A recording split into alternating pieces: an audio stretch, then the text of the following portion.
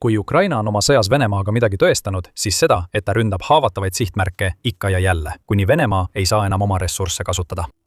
Praegu on Novorossijsk nii haavatav, kui üldse olla saab. Juba umbes 6 aega tagasi laastava rünnaku ohvriks langenud oluline Musta mere sadam on taas haaratud tohutusse tulepalli. Ja Venemaa probleemide suurendamiseks on üks selle fregattidest viimase Ukraina rünnaku tõttu tõsiselt kannatada saanud.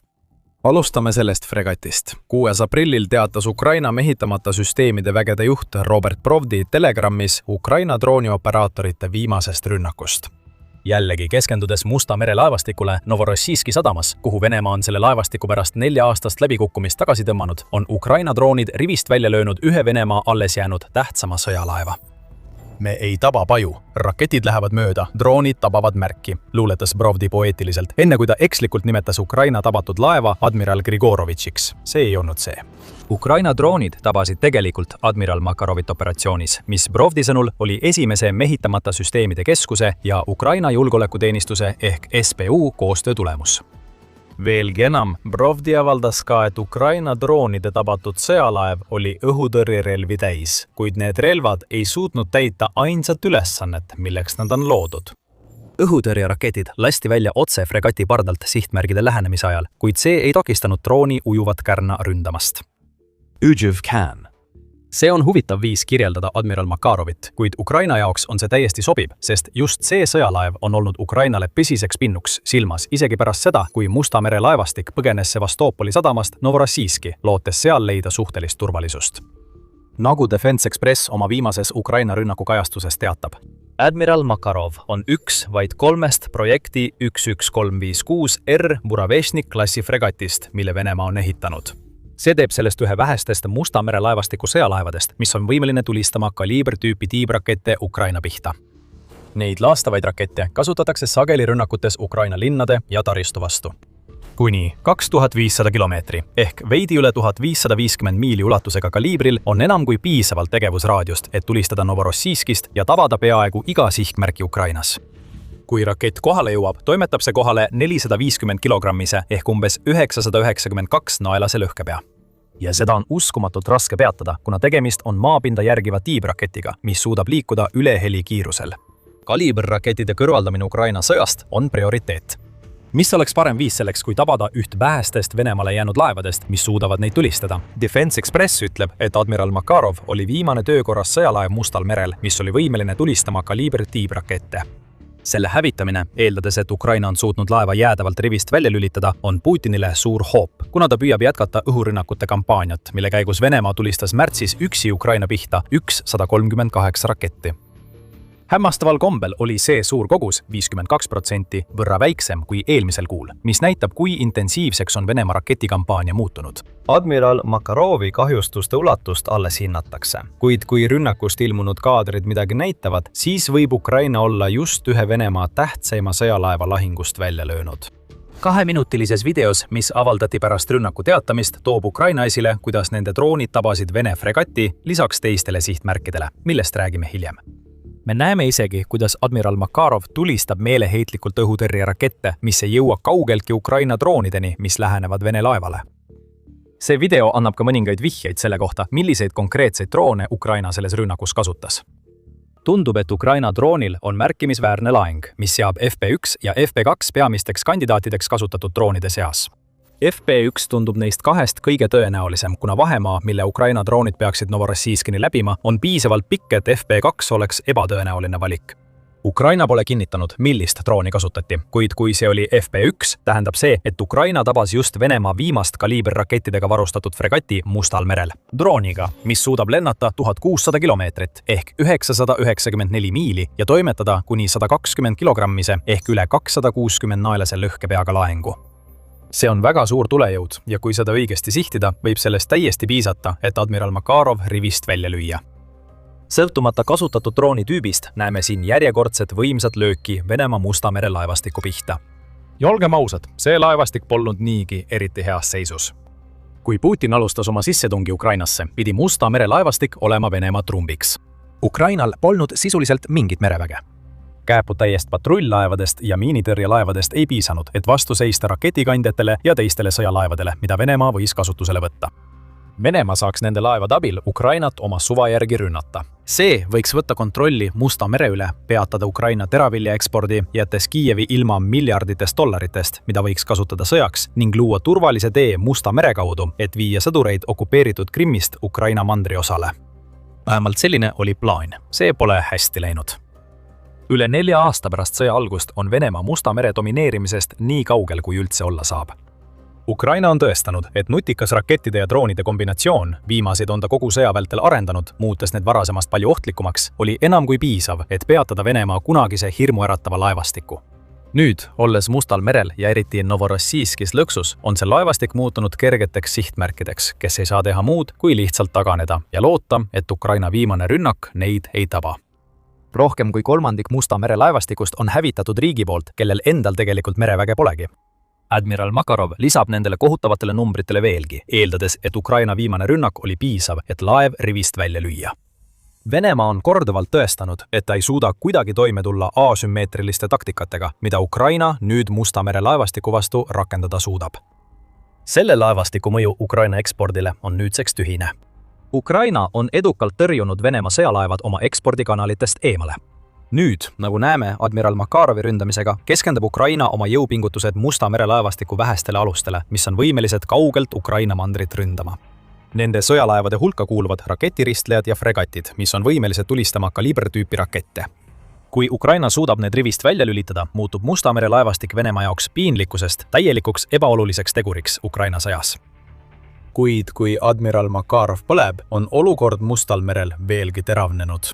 Laevade vastu suunatud rünnakute taga on Ukraina loonud Venemaa jaoks veelgi suurema probleemi. Probleemi, mis juba tekitas suuri raskusi Venemaa naftatööstuses, ja see probleem süveneb veelgi tänu teisele Musta mere sihtmärgile, mille Provdi kuulutas välja oma 6. aprilli teates. Aga enne kui me selleni jõuame, kiire märkus. Te vaatate saadet The Military Show. Kui sa pole veel tellinud, siis nüüd on ideaalne aeg nuppu vajutada. Nüüd Admiral Makarov on Musta mere laevastiku jaoks suur kaotus. Venemaa jaoks on palju olulisem Sivaši isetõstev naftaplatvorm Mustal merel, mida Ukraina mehitamata süsteemide väed samuti tabasid koos Ukraina mereväe abiga. Tundub, et Ukraina patrullpaadid, mida Venemaa oleks pidanud suutma Musta mere laevastikuga hävitada, näitavad taas oma väärtust, kuigi tegeliku kahju teevad hoopis droonid.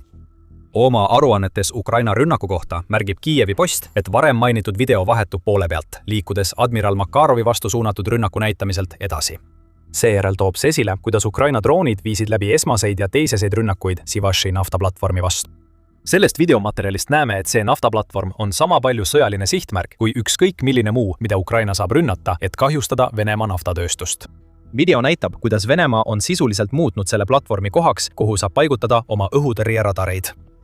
Need olid Ukraina sihtmärgid selles rünnakus ja ta tabas neid sihtmärke mitu korda. Kaadrid on jäädvustatud droonide enda vaatepunktist, kui need põrkuvad Sivaši platvormiga. Videos on näha ka lühikesi pilke sellest, mis tunduvad olevat väikesed paadid või mehitamata pinnalaevad. Viimane variant on tõenäolisem kui esimene, mis viitab sellele, et Ukraina saatis oma meredroonid puurtorni juurde, kust omakorda lasti välja FPV-droonid, et rünnata puurplatvormil asuvaid õhutõrjeradareid. Me teame, et Ukrainal on see võimekus olemas. Juba veebruaris teatas United24 Media, et Ukraina on välja töötanud meredroonid, mis sisuliselt toimivad FPV-droonide emalaevadena. Meredroon transpordib FPV-droonid sinna, kuhu vaja, läbides tohutuid vahemaid, mida FPV-droonid üksi ei suudaks katta. Seejärel lastakse FPV-droonid välja. Tundub, et Sivaši platvorm on just selle rünnakutüübi täieliku mõju tunda saanud, mis toob esile leidlikud asümmeetrilised taktikad, mida Ukraina jätkuvalt Mustal merel kasutab. Oluline Vene sõjalaev põleb. Samuti põleb naftaplatvorm, mis oli muudetud osaks Venemaa Musta mere õhutõrjevõrgustikust. Aga kui sa arvad, et see on kõik, mida Ukraina on viimastel päevadel Musta mere piirkonnas teinud, siis eksid sa rängalt. Lisaks kõigele sellele on Ukraina korraldanud suure rünnaku Novorossijski Šeškari naftaterminali vastu, väidetavalt hävitades 2 sadama peamist kai ja mõned torujuhtme juhtimisselmed. See rünnak on täielikult peatanud toornafta laadimise selles sadamas, mis omakorda on andnud tugeva löögi Venemaa naftaekspordisektorile, mis on juba viimastel nädalatel raskustes olnud. Nende raskuste juurde tuleme tagasi pärast seda, kui oleme käsitlenud Šeškari rünnakut ennast. Ajalehe Kyiv Post andmetel põhjustas Ukraina rünnak Šeškari naftaterminali vastu nii suuri tulekahjusid, et need on nähtavad isegi kosmosest. Siiski, see ei ole see, mis Putinit tegelikult muretsema paneb. ausalt öeldes hakkab ta juba harjuma Ukraina droonidega või peaksime ütlema droonide rusudega, mis põhjustavad tohutuid tulekahjusid, mis neelavad terveid rajatisi ja jätavad linnasiluetid suitsu ja tuha sisse mattunuks. Ei, see, mis Venemaa juhti tegelikult muretsema paneb, on see, et Ukraina on sihikule võtnud naftaterminali, mis mõnede andmete kohaselt käitleb 25–35% Venemaa toornafta ekspordist, sealhulgas toornaftat, mis pärineb Uuralitest, Siberist ja Kasahstanist. Kui Shashkari töötab nii nagu peab, suudab ta töödelda 3–3,2 miljonit tonni naftat iga kuu. Tõsi, need on rahuaja näitajad, kuid isegi siis, kui Ukraina sõda on möllanud, on Shashkari moodustanud umbes 20% Venemaa kogu toornafta ekspordist, selgitab Kyiv Post. Teisisõnu, see on Venemaa jaoks oluline naftakeskus. Ja et näha, kui oluline see on, võime teha kiire arvutuse. Võtame aluseks 3 miljonit tonni toornaftat kuus. Louisiana Mid-Continent Oil and Gas Associationi andmetel vastab 1 tonn välismaist toornaftat 6,99 barrelile. 2. aprillil jõudis Venemaa lipulaevaks oleva Uraali toornafta hind kõrgeima tasemeni, $116,05 barreli kohta. Nii et kui korrutada 3 miljonit tonni 6,99 barreliga, saame 20,97 miljonit barrelit toornaftat, mida Shashkari suudab iga kuu töödelda. Kui korrutada see arv $116,05, saad üle 2,4 miljardit dollarit kuus. Nii väärtuslik on Shashkari Venemaa jaoks. Ja praegu on see suletud ja põleb, sest Ukraina droonid on naftapaaki otseselt tabanud. Need rünnakud viidi läbi osana sellest, mis näib olevat seni kõige ambitsioonikam Ukraina rünnak Novorossijski sadama vastu. Kyiv Post kirjutab, et selles viimases rünnakus kasutati umbes 50 drooni, mis on ühe sihtmärgi kohta tohutu hulk. See näitab, et Ukraina on tõsiselt võtnud Venemaa naftatööstuse ründamist, sest nii suure hulga droonide kasutamine tähendab, et nad tahavad olla kindlad, et vähemalt mõned neist 50 suudavad murda läbi Venemaa õhutõrje ja tabada sihtmärke. Tuli, mis põleb nii eredalt, et seda on näha isegi kosmosest, on tõend sellest, et Ukraina on edu saavutanud. Jällegi juba 4. korda vähem kui 6 kuu jooksul. Me jõuame selle punktini varsti tagasi, aga kõigepealt, kas sa mäletad, et mainisime, et Venemaal on praegu tõsiseid naftaekspordi probleeme? See oli meie väike vihje, et Shashkari rünnak pole sugugi ühekordne juhtum. Viimase kuu jooksul on Ukraina korraldanud järjestikku rünnakuid Venemaa naftaekspordi terminalide vastu nii Mustal merel kui ka Läänemerel, mis on nüüdseks selge kampaania Venemaa kõige olulisema rahalise eluliini vastu, selgem kui ükski teine selle sõja jooksul nähtud tegevus. Ukraina droonid sihtisid märtsi teisel poolel korduvalt Primorski ja Ust-Luga terminale, mis on Venemaa naftaekspordi terminalid Läänemere piirkonnas. Kokku moodustavad need sadamad 40% Venemaa naftaekspordi võimekusest. Umbes 2 miljonit barrelit päevas ehk umbes 60 miljonit barrelit kuus ei saa enam Läänemere sadamatest lahkuda, kuna need põlevad jätkuvalt ja on vähemalt osaliselt suletud, kuni remonditööd käivad.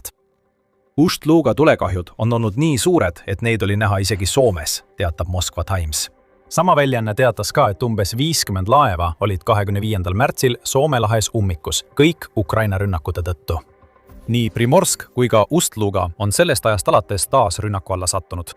Ukraina ei loobu oma eesmärgist takistada Putinil Venemaa naftatulude kasutamist oma sissetungi rahastamiseks Ukrainasse.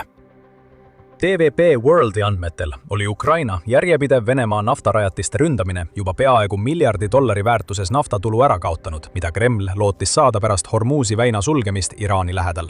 Venemaa oli 29. märtsiks juba kaotanud $970 miljonit tulu. Ukraina ründab endiselt Venemaa Balti ja Musta mere sadamaid, hävitades naftahoidlaid ning sulgedes neid sadamaid.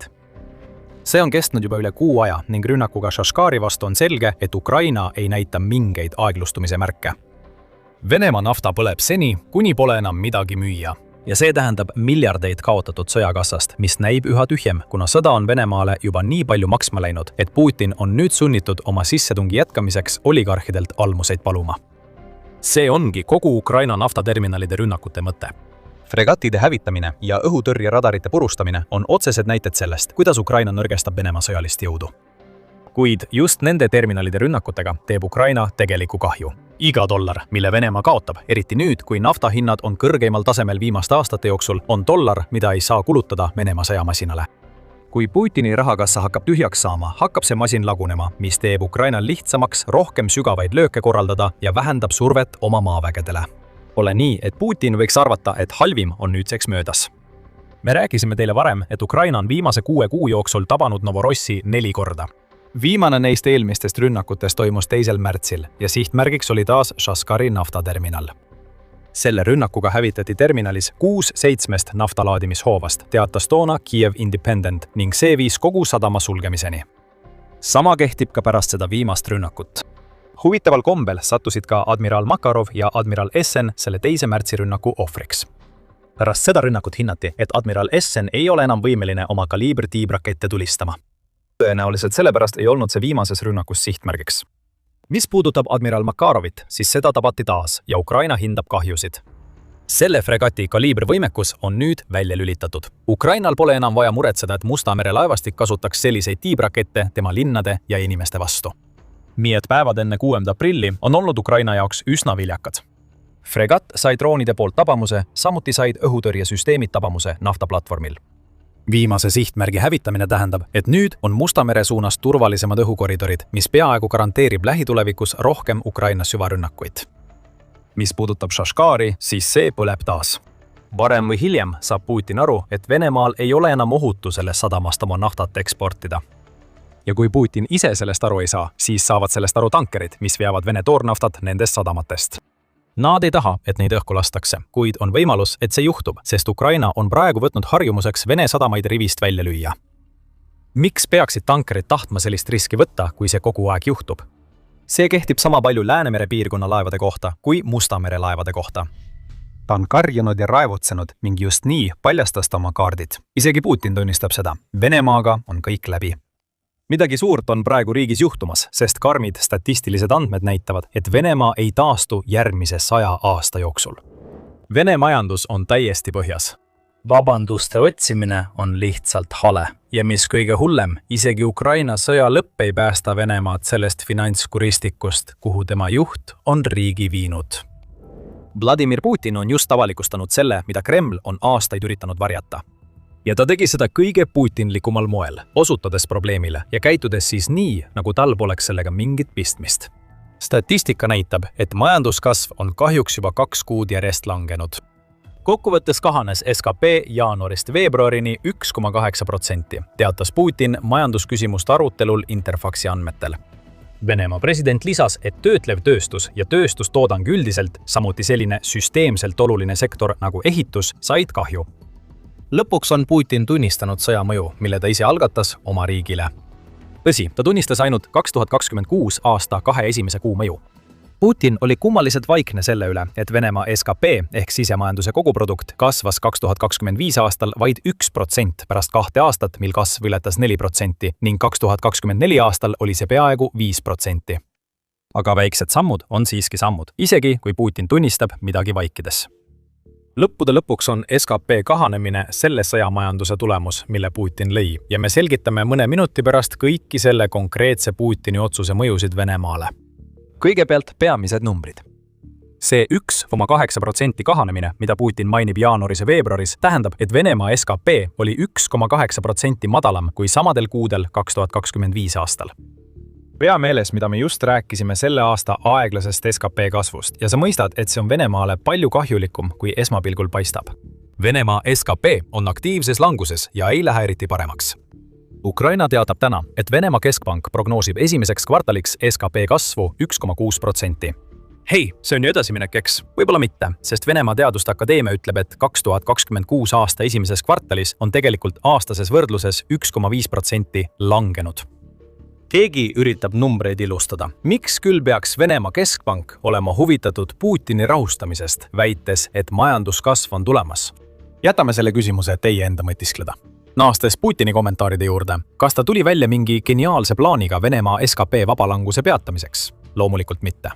Venemaa president ei tunnistanud isegi seda, et võib-olla, just võib-olla, on Venemaa majanduslik olukord selline, nagu see on, kuna ta alustas Ukrainasse sissetungi, mis on kestnud üle 4 aasta ja jätkub siiani. Ootan täna üksikasjalikke aruandeid praeguse majandusolukorra kohta ja selvitusi, miks makromajanduslike näitajate trajektoor on praegu ootustest madalam. Lisaks on need ootustest madalamad mitte ainult ekspertide ja analüütikute, vaid ka valitsuse enda prognooside ning Venemaa keskpanga prognooside järgi, kuulutas Putin kohtumise ajal. Võib vaid imestada, mida need aruanded öelda võivad. Selleks oleks vaja väga julget Vene majandusteadlast või võib-olla mõnda Taylor Swifti fänni, kes ei suuda vastu panna kiusatusele öelda, sina oled probleem, Putin, see oled sina. Putin võib mugavalt käituda nii, nagu tal poleks Venemaa olukorraga mingit pistmist, kuid ta on otsustanud ka, et nüüd on aeg käituda nii, nagu Venemaa majanduses oleks midagi head. Koosolekul muutus eneseõigustus väga tõsiseks, kui Putin teatas, et tema ümber olevad eksperdid on viidanud kalendrile kui ühele põhjusele, miks Venemaa majandus 2025 aasta esimestel kuudel nii tugevalt kahanes.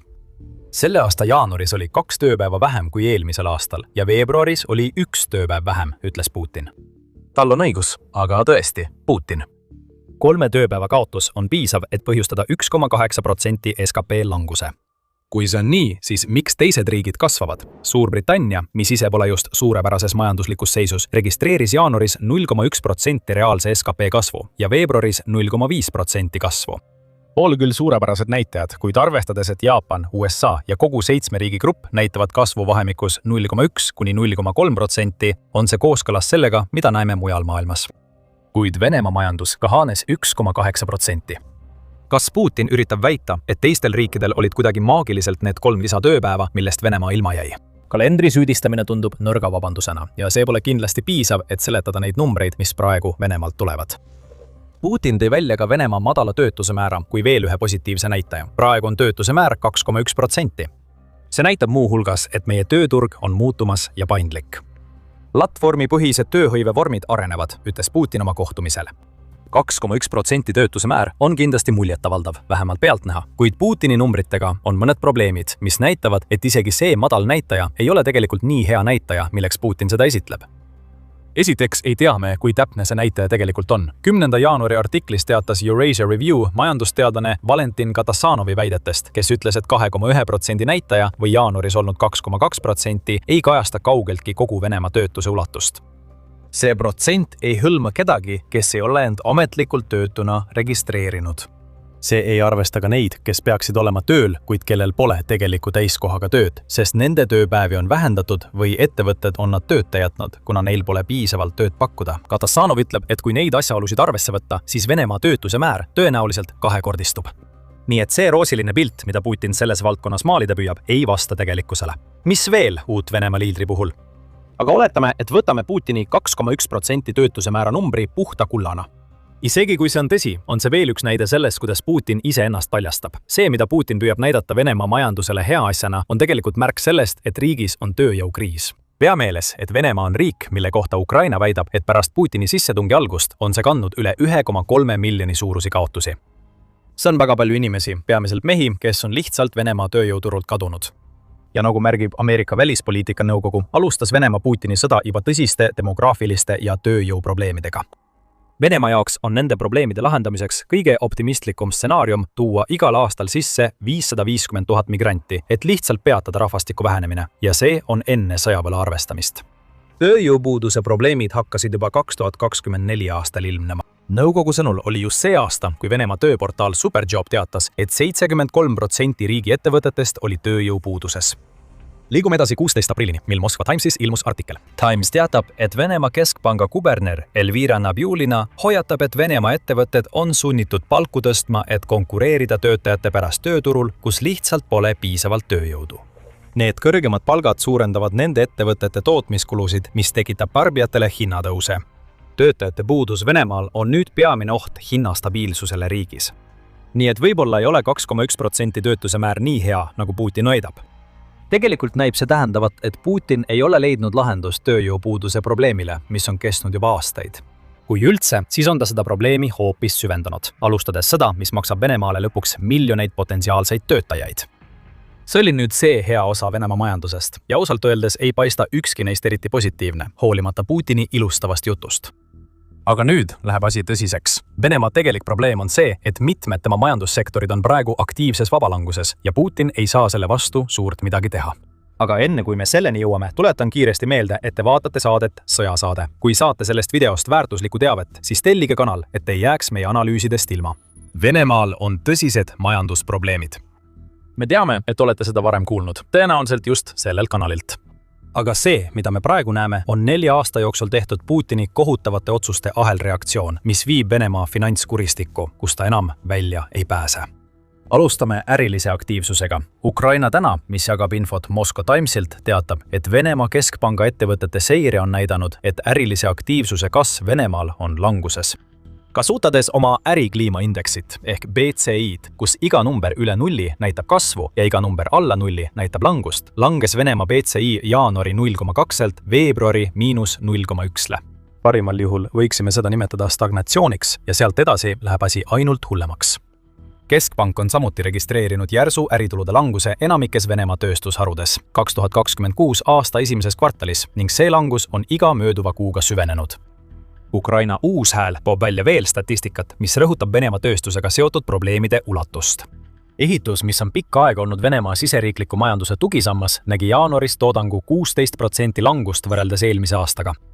Veebruaris toimus täiendav 14% langus, mis on tõenäoliselt tingitud sellest, et põhikapitali investeeringud langesid 2025 aasta 4. kvartalis 5,3%. Töötleva tööstuse toodang Venemaal langes 2026 aasta 2 esimese kuu jooksul, võrreldes eelmise aastaga 2,9%.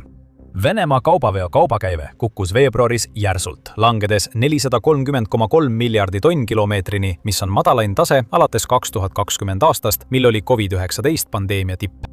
Ja kaubandus Venemaal on samuti paigal ning palgakasv hakkab aeglustuma.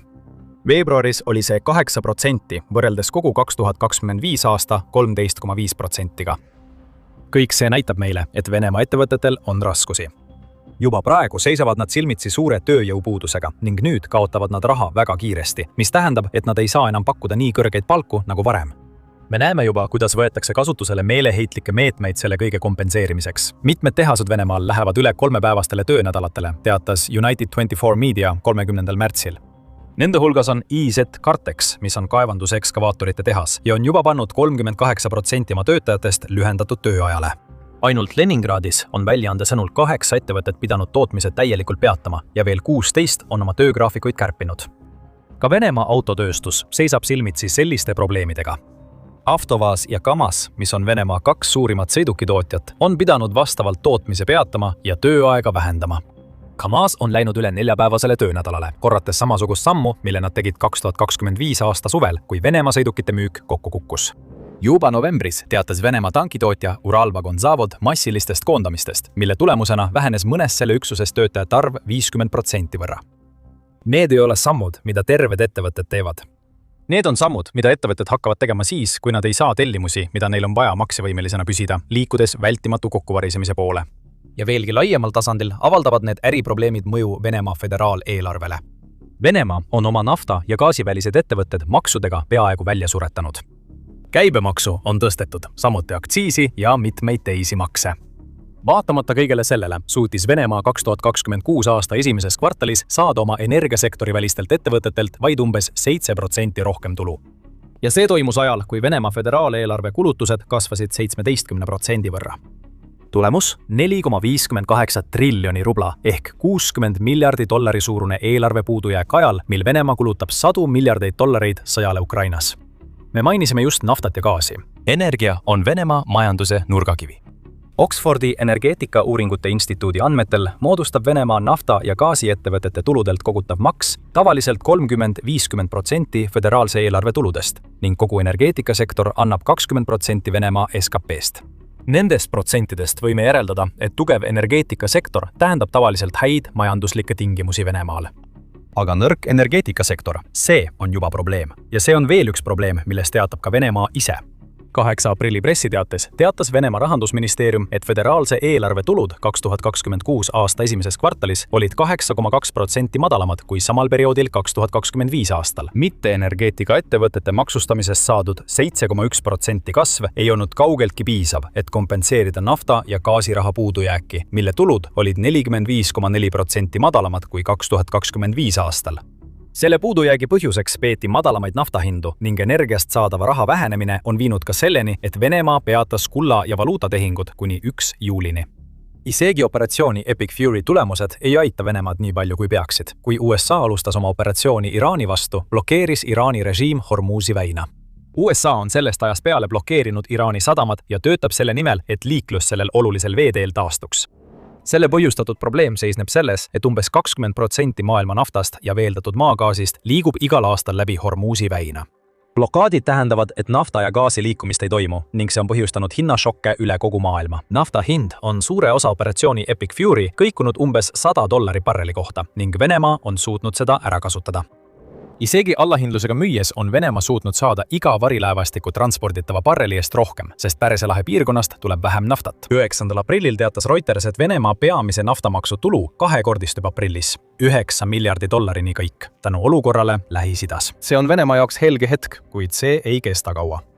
Kui USA ja Iraan jõuavad mingisugusele kokkuleppele, mis viib Hormuzi väina taasavamiseni, langevad naftahinnad ning Venemaa satub taas olukorda, kus sanktsioonid ja Ukraina rünnakud tema naftarajatistele põhjustavad nafta- ja gaasitulude vähenemist.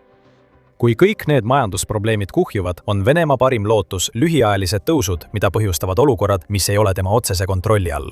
Niipea, kui need olukorrad lahenevad, satub Venemaa kohe tagasi probleemidesse. CMASF, mis on Venemaa mõttekoda, märgib, et praegune naftaolukord on sisuliselt plaastri panemine haigutavale haavale. Isegi kui nad testsid oma prognoose Urali toornafta ekspordi hinna kohta $81,6 barreli eest, ütlevad nad, et see kiirendaks Venemaa majanduskasvu 2026 aastal vaid 0,5% võrra ning kogukasv ei ületaks kokku 1,3%. Ja see on Venemaa jaoks optimistlik stsenaarium, arvestades, et kõik märgid viitavad praegu sellele, et 2026 aastal satub Venemaa majanduslangusesse. Vladimir Putin kutsub üles lahendusi leidma. Selles pole aga eriti kasu, kui just Vladimir Putin ise on kõige selle juurpõhjus. Intressimäärad Venemaal püsivad kõrged ja keskpank ütleb, et ei kavatse neid niipea märkimisväärselt langetada. Investeeringud Venemaa ettevõtetesse langesid 2025 aastal 2,3% ning Venemaa majandusarengu ministeerium usub, et 2026 aastal on oodata uut langust. Lisaks tulevad ainsad investeeringud Venemaa ettevõtetesse nende ettevõtete endi poolt. Mis arvad, mis juhtub siis, kui need ettevõtted ei teeni kasumit? Nad investeerivad vähem, mis tähendab, et nad ei kasva ja see toob kaasa veelgi rohkem raskusi Venemaa majandusele. Venemaale ei tule mingit leevendust ega kiirenemist, mis viiks majanduse taastumiseni. Kõik, mida Putin on loonud, on probleemide mägi, mis on viinud Venemaa surmaspiraali. Ja ainus viis, kuidas Venemaal on üldse mingigi võimalus sellest spiraalist pääseda, on teha seda üht asja, mida Putin kunagi ei tee. Lõpetada Ukraina sõda. Aga isegi see ei pruugi Venemaad praeguses olukorras päästa. Moscow Timesis avaldatud arvamusloos märgivad Vassili Burov, kes on Estanto labori konsultatsioonifirma direktor, ja Andrei Jakovlev, kes on Harvardi ülikooli Taavise keskuse teadur, et Venemaa majandusprobleemid algasid juba ammu enne seda, kui Putin oma sissetungi alustas. Venemaa valis relvad heaolu asemel juba ammu enne. 2022 aastat kirjutavad autorid, märkides, et Putin on aastaid koondanud Venemaa võimu ja ressursid regionaalsete eliitide, Kremli lähikondsete ja suurte ettevõtete kätte. See tähendab, et väikestele tegijatele polnud juba enne Ukraina sõja algust eriti midagi jagada ja nüüd on veelgi vähem. Venemaa on krooniliselt alainvesteerinud sotsiaalteenustesse ja taristusse. Venemaal toimub sisemine sõda, kuna riigi rikkuse tsentraliseerimine viib Moskva väliste piirkondade vaesumiseni, mida Burov ja Jakovlev ütlevad olevat nüüd teadlik otsus, sest see annab Putinile hulgaliselt värvatavaid tema armeesse. Aga tegelikkus on see, et need erinevused, mis on Putini Ukraina sissetungi järel teravalt esile tõusnud, on eksisteerinud ja kuhjunud aastaid. Need ei kao kuhugi ka siis, kui sõda lõpeb. See ongi Putini kogu süsteem.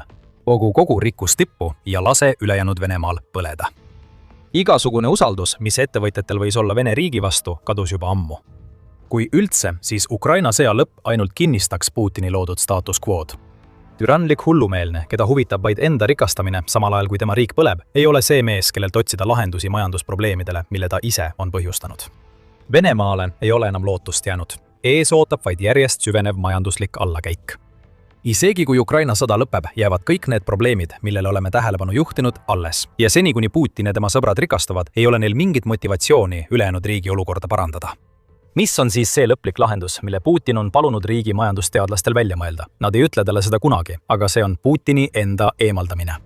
See ei juhtu ja see tähendab, et Venemaa ei suuda isegi taastumise märke näidata, enne kui Putin sureb.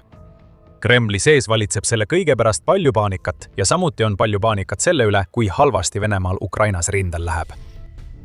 Venemaa on aastakümneid oma kohalolekut Läänemeres suurendanud. Ma mõtlen, et tal tulebki seda teha. See meri on Venemaa jaoks eluliselt tähtis, sest aitab riigil oma naftat välja vedada. Ukraina sihtis ja tulistas.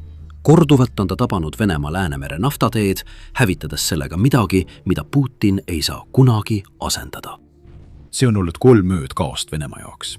Läänemere must süda on välja rebitud ja Putini naftaimpeerium veritseb. Et anda teile aimu, mida Ukraina on Läänemere piirkonnas teinud, suundume Grisha naftatöötlemistehasesse, mis asub Venemaa Leningradi oblastis. 26 märtsi varahommikul lasi Ukraina sellele rafineerimistehasele lahti laastava droonide laine. See tehas töötleb Venemaa toornafta kasutatavateks toodeteks nagu kütus ja määrdeained. See rünnak toimus ajal, mil maailma naftahinnad on pärast USA operatsiooni Epic Fury Iraanis mitmel korral tõusnud üle $100 barreli kohta. See koos teiste rünnakutega, millest me räägime, on mõeldud selge sõnumi saatmiseks Putinile. Ukraina nurjab tema soovi kõrgematest naftahindadest kasu lõigata igal sammul. Robert Krovdi, kes on kurikuulus Madja lindude komandöör ja nüüd Ukraina mehitamata süsteemide vägede juht, selgitas Telegrammis, mida Ukraina lendavad sanktsioonid Karishis saavutasid. Siberi nafta, mis viisakalt siseneb Kinevi naftatehasesse, Karishi rafineerimistehasesse ning seejärel diislikütuse või toornaftana Transneft Primorski ja Ust-Luga sadamate kaudu tangiti ja toideti punkri vanaisa veriste nafta ülejääkidega. Viimase 3 päeva jooksul sai vabadust armastava Ukraina PTAR-i abiga oma bürotehniliste etendustega natuke rikutud. Broidi teatas pilkavalt, kui kuulutas välja Ukraina rünnaku. Ta jätkas naljatamist selle üle, kuidas Ukraina on tekitanud ummistuse ühes Venemaa tähtsamas Balti naftatehases ning Venemaal kulub päevi, et tulekahjud kustutada ja välja mõelda, kuidas koristada segadus, mille Ukraina droonid on põhjustanud. Me arvame, et see võib olla pisut tagasihoidlikult öeldud. Euromaidan Press pakub täpsemaid üksikasju, märkides, et viimane rünnak Putini Läänemere naftavõrgu vastu hävitas osa Karishi rafineerimistehase peamistest nafta töötamise seadmetest, mis ainuüksi sunnib toornafta rafineerimise täielikult peatama. Sa ei saa bensiini ega diislikütust toota, kui see töötlemisseadmed põlevad. Putini jaoks tähendab see, et Venemaa ei saa enam siin toota naftapõhiseid tooteid, mida ta saadab sõduritele Ukraina rindel, ega ka neid tooteid, mida Venemaa müüb oma klientidele, et jätkata sissetungi Ukrainasse. Lisaks töötlemisseadmetele tabasid Ukraina droonid ka 2 mahutipaaki rafineerimistehases. Nii töötlemiseks ettevalmistatav nafta kui ka transpordiks valmis rafineeritud tooted põlevad samuti Karishis. Võib-olla on veelgi rohkem. Kahju tegelikku ulatust hinnatakse alles. Me ei näe mingeid märke tüüpilistest Vene väidetest, et kogu selle põhjustas Ukraina droonide rusud, mis ütled meile, et Leningradi võimud on natuke liiga hõivatud tulekahjude kustutamisega üle kogu Karishi ala. See on viimane asi, mida Putin Karishis näha tahtis, sest just see rafineerimistehas on Venemaale palju olulisem, kui tema president tahab, et inimesed arvaksid. Karishi ei ole lihtsalt järjekordne naftarafineerimistehas. Ukraina on juba kuid Venemaa rafineerimistehaseid rünnanud, et piirata Putini võimalust Venemaa naftast kasu saada. Karishi on erinev, sest see on võtmetähtsusega osa Läänemere naftamasinavergis, mida Venemaa on aastakümneid üles ehitanud. Loomberg toob selle selgelt välja oma raportis Ukraina rünnaku kohta, märkides, et Karishi rajatis on mõeldud töötlema üle 400 000 naftabarreli päevas ning keskendub diislikütuse, bensiini ja kergete kütuseõlide tootmisele, millest viimased on valmistatud selleks, et Venemaa saaks neid oma klientidele eksportida. Nüüd on Euromaidan Pressil rohkem infot, kuna see toob välja, et Karishi Knef rafineerimistehas on üks 3 suurimast töötlemistehasest Venemaa Föderatsioonis. Kokkuvõttes töötleb see igal aastal 20–21 miljonit tonni toornaftat. Lisaks sellele, et Karishi on oluline rafineerimistehas, mis toodab eksporttooteid, moodustab see ka 6% Venemaa kogu rafineerimisvõimsusest ning toodab kütuseid, mida kasutavad nii Venemaa relvajõud kui ka elanikud. Ukraina tabas just õiget rafineerimistehast Putini jaoks valel ajal. Kui naftahinnad Operation Epic Fury tõttu taevasse tõusevad, lootis Putin, et Karishi rafineerimistehas aitab Venemaale tuua miljardeid dollareid, mida tal muidu poleks olnud. Nüüd see põleb. Ja kuigi see oleks Venemaa diktaatorliku juhi jaoks juba piisavalt halb, on suured probleemid Karishis vaid viimased, mis Venemaal on esile kerkinud. Sest selle taga on veelgi suurem probleem. Ukraina annab lööke üle kogu Balti piirkonna. See, mis juhtus Karishis, on lihtsalt viimane rünnakute seerias, mis on kestnud juba päevi. Kõik need viiakse läbi selleks, et lammutada Venemaa Läänemere naftaoperatsioon. 3 järjestikust päeva, 23 märtsist kuni 26 märtsini, on Ukraina droonid lennanud mõnikord üle 1000 kilomeetri ehk üle 620 miili, et tabada korduvalt kriitilisi sihtmärke Balti piirkonnas. Ja lisaks rafineerimistehastele on Ukraina rünnanud ekspordikeskusi, terminale ja peaaegu kõike, mida ta teab, et Venemaa vajab oma vedela kulla riigist väljaviimiseks ja ahnete ostjate kätte toimetamiseks. Nüüd on nende 3 päeva jooksul tabatud mitmeid olulisi Venemaa sadamaid Läänemere ääres, sealhulgas Primorskit ja Ust-Lugat. Kokku vastutasid need 2 sadamat ainuüksi. 2025 aastal 49,7 miljoni tonni naftatoodete ekspordi eest, teatab United24 meedia. Ja see tohutu maht näitab selgelt, et miljardid dollarid Venemaa räpastest naftaraha voolavad läbi nende 2 sadama. ja praegu ei tööta kumbki neist nii nagu peaks, sest Ukraina droonid on tabanud neid sama tugevalt kui need, mis hävitasid Kharishi naftatehase. Primorsk oli esimene 3 sihtmärgist, mida tabati. 23. märtsil tungisid Ukraina droonid varahommikul sadamasse, mis asub Peterburi lähedal. Ja juba kell 4 hommikul oli piirkonna kuberner Aleksandr Torotenko sunnitud end alandama, kinnitades, et Ukraina droonid olid kahjustanud kütusehoidlad. Aga Drozdenko varjas kahju tegelikku ulatust. 26. märtsiks teatas siseringi allikas, et Ukraina droonid olid rivist välja löönud 5 või 6 Primorsk kütusehoidlat, mille tagajärjel tekkis tohutu suitsupilv, mis ulatus umbes 200 kilomeetrit ehk üle 120 miili Venemaale. Isegi need, kes ei näinud sadamat ennast põlemas, oleksid näinud õhus hõljuvat suitsu ja teadnud, et Ukraina droonid olid taas jahil käinud. Ja 2 päeva hiljem tegutses Ukraina jälle. 25. märts tõi endaga kaasa uudise, et Ukraina droonid olid sihikule võtnud Ust-Luga sadama. Need droonid olid 24. märtsi õhtul ja 25. märtsi jooksul läbinud umbes 1000 kilomeetrit Ukraina piiridest. Lõpuks tabasid nad Ust-Lugat nii suure jõuga, et väidetavalt põhjustasid vähemalt 10 plahvatust. Samal ajal jättes taevasse tohutu kuma, mida ümbruskonna elanikud võisid miilide kauguselt näha. Nüüd oli Drozdenko taas see mees, kes Venemaa nimel rünnakust teatas, nimetades seda väiksemaks süttimiseks ning väites ühtlasi, et õhutõrje on alla tulistanud 56 Ukraina drooni. See erineb nüüd droonide husude väitest. Seda tuleb Drozdenko puhul tunnistada, kuid sündmuskohalt saadud teated ja satelliidifotod räägivad hoopis teistsugust lugu. Selle väikese süttimise leegid tõusid üle 100 meetri ehk üle 320 jala kõrgusele, teatab The Telegraph. Ja sama väljaanne toob ka välja, et Ukraina on tabanud Ust-Lugat 5 järjestikuse lööl 4 korral, seisuga 28. märts. Ust-Luga naftalaadimissild on hävitatud. Samuti on kahjustusi näha tehnilistel estakaadidel ja mahutitel, mis näitab, et see Ukraina rünnak oli kõike muud kui tühine. Ukraina on pommitanud Ust-Lugat. Tegelikult on ta hävitanud kõik, mida Venemaa on oma naftatööstuse jaoks Läänemere piirkonnas üles ehitanud. Rünnakute korduvus on siin märkimisväärne ja see tähendab eskalatsiooni, mis on Putinit täielikult ootamatult tabanud. 3 päeva jooksul 3 rünnaku sooritamine Venemaa Läänemere naftataristu võtmekomponentide vastu oleks juba iseenesest piisavalt halb. See on juba sellise suuruse ja ulatusega rünnak, mis oleks nõudnud Ukraina geniaalset planeerimist ja Venemaa täiesti ebapiisavat õhukaitset. Kuid Ust-Luga on saanud vähem kui nädalaga 4 tabamust ja Primorsk on samuti 5 päeva jooksul saanud 3 rasket lööki, teatab Euromaidan Press. See, mida me siin näeme, on koordineeritud kampaania, mida energiaanalüütik Boris Aronstein peab kõige tõsisemaks ohuks Venemaa nafta ja naftatoodete ekspordile alates sõja algusest. Ja sama ekspert lisab, et rünnakute läbimõeldus, ulatus ja suund ning nende teostamise ajastus, kõik see kokku andis tulemuse, mida mina isiklikult ei suuda meenutada kogu selle enam kui 4 aasta jooksul, mil sõda on kestnud.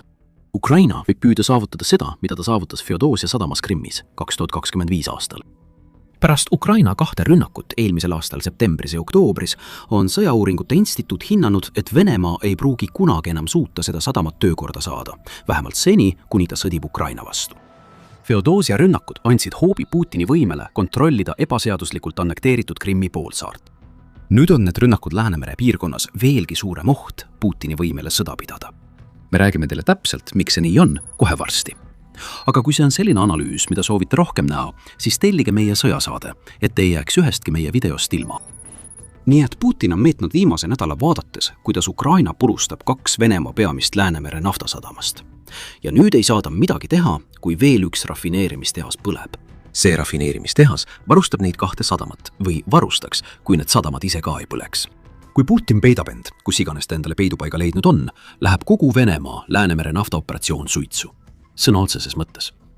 Sadamatest, mida Ukraina on korduvalt rünnanud, laaditakse ja saadetakse välja umbes 1 miljon barrelit naftat iga päev. Praegu teenib Venemaa The Telegraphi andmetel oma naftast umbes $760 miljonit päevas.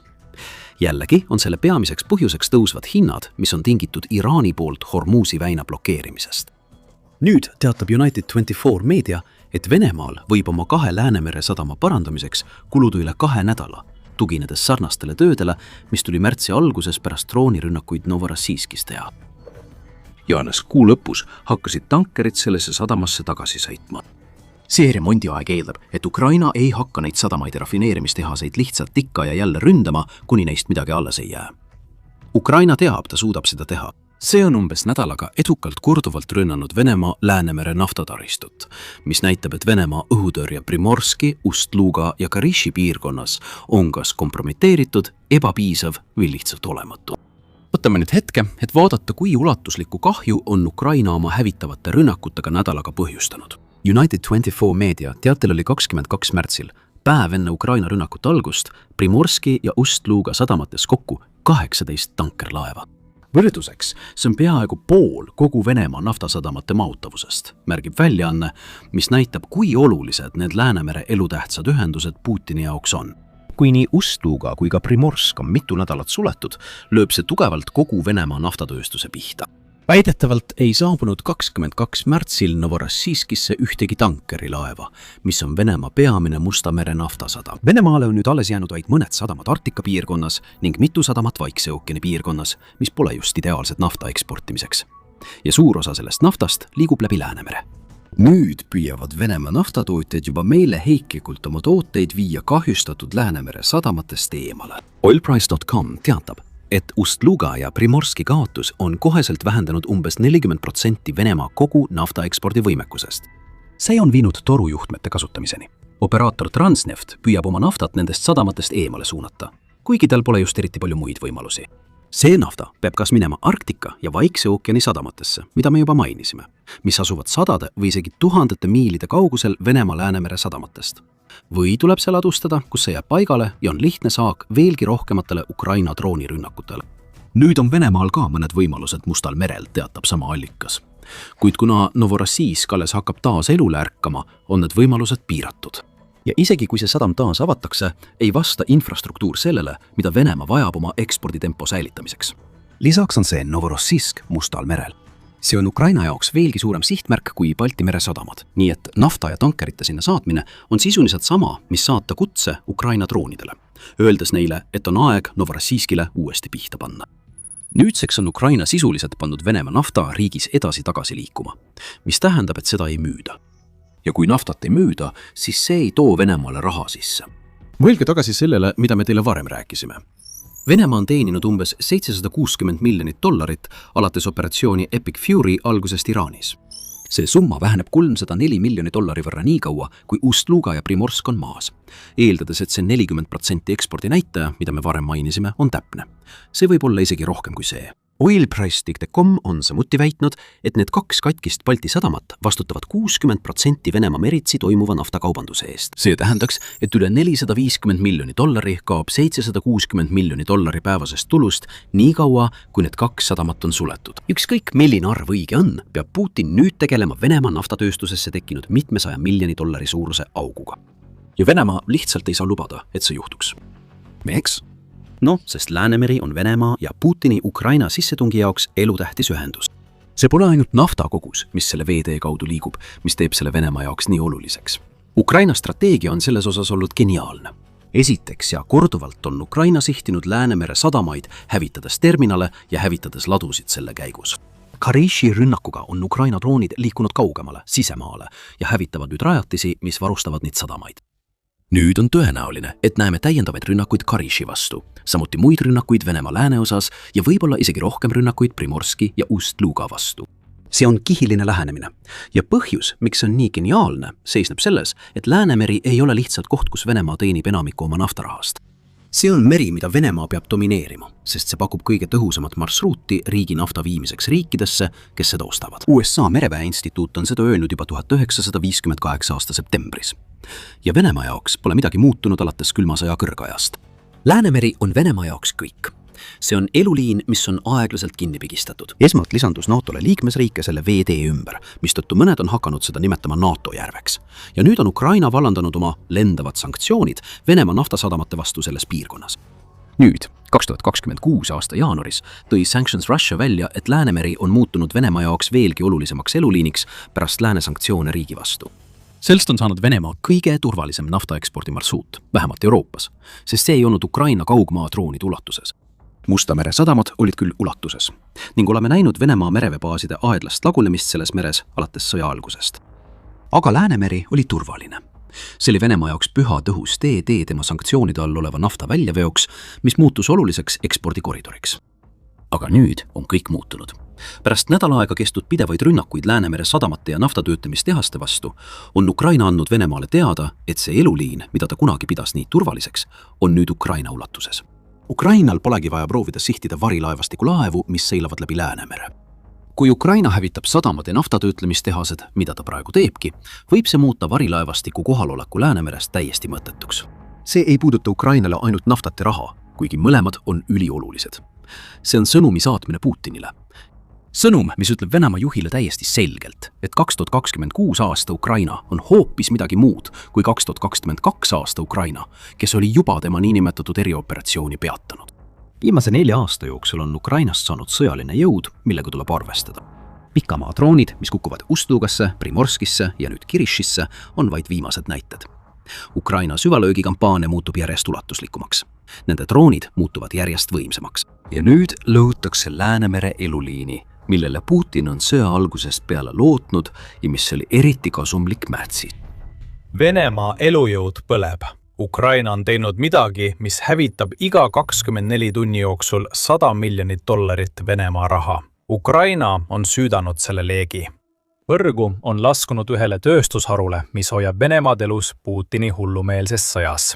Ja kui Ukraina suudab sellega jätkata, ei ole enam küsimus, mitu aastat Putin suudab oma sissetungi rahastada. Küsimus on, mitu kuud. Ukraina mehitamata süsteemide vägede komandör, kurikuulus Robert Brovdi, selgitab kõike 18. aprilli Telegrami postituses. $100 miljonit päevas kaotusi. See on Ukraina mehitamata süsteemide vägede ja teiste kaitseväeüksuste rünnakute tulemus vaenlase naftataristu pihta. Brovdi kuulutab seda valjult, jätkates selgitusega. Ukraina lähenemine, kus süstemaatiliselt rünnatakse kõiki Venemaa naftatööstuse aspekte, rafineerimistehastest ladudeni ja eksporditerminaalideni, on halvav. Putini võime hoida raha voolamas Kremli sõjakassasse. Viimaste kuude jooksul korraldatud Ukraina rünnakute seeria on sundinud Venemaa naftasaadetisi märkimisväärselt vähenema.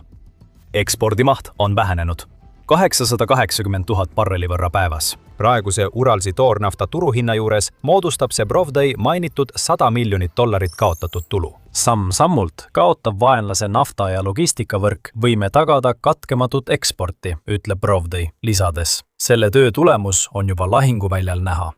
Vähem ressursse venelastele tähendab rohkem võimalusi Ukraina üksustele. Venemaa muutub meeleheitlikuks, kuna nii suur osa nende naftast põleb. Kreml üritab ümber suunata naftat, mida Venemaa tahab müüa, vedades seda mööda riiki ringi meeleheitlikus otsingus eksporditerminalide järele, mis oleksid Ukraina droonide ulatusest väljas või ei põleks juba selle tõttu, et droonid on neile täpselt pihta saanud. See mõjutab juba iseenesest Venemaa naftatulusid. Isegi kui Venemaa suudab leida sadamaid, mida Ukraina pole tabanud, kulub neil päevad, kui mitte nädalad, et nafta sinna kohale toimetada. Viivitused toimuvad üle kogu piiri. Iga Ukraina rünnak lisab aega, mille jooksul Venemaa nafta, mis peaks juba teel olema teistesse riikidesse, viibib veel Venemaa piirides. Ostjad muutuvad kannatamatuks. Venelased ei saa selle vastu midagi teha. See, mida me siin näeme, on tulemus sellest, kuidas Ukraina on umbes 2 kuud järjekindlalt Venemaa naftatööstust purustanud. Europei Press kajastab oma raportis Brovdi avalduse kohta Tuapsi naftatöötlemistehast, kuid Ukraina ründas seda 16. aprillil, põhjustades tohutu tulekahju. Aga see on vaid jäämäe tipp, mis ulatub sügavale. Novorossijskis tabas Ukraina Šeskari naftaterminali, mis sundis Venemaad proovima oma nafta ümber suunata Tuapsisse. Sa said äsja teada, mis seal juhtus. Iga kord, kui Venemaa üritab midagi ette võtta, järgneb Ukraina uute droonirünnakutega, mis hävitavad järgmise koha, mida Venemaa tahab oma nafta eksportimiseks kasutada. See on Ukraina poolt geniaalne. Samm-sammuline näide sellest, kuidas purustada ainus tööstusharu, mis hoiab Venemaa sõda elus. Kui minna paar nädalat tagasi, siis Ukraina on rünnanud hulgaliselt teisi sadamaid ja naftarajatisi. 31. märtsiks teatas BBC päevast päeva Ukraina rünnakutest Venemaa Läänemere naftaterminalide vastu. Primorsk ja Ust-Luga, mis moodustavad kokku 42% Venemaa naftaekspordist, said märtsi lõpus korduvalt tabamusi, kuna Ukraina tegi kõik, et Venemaa ei saaks neid võtmesadamaid uuesti tööle panna. Mõned rajatised nendes sadamates põlesid päevi, kuni Venemaa pidi pärast tulekahjude kustutamist tegelema uute droonirünnakutega. Naftahoidlad süttisid samuti nendes varasemates rünnakutes.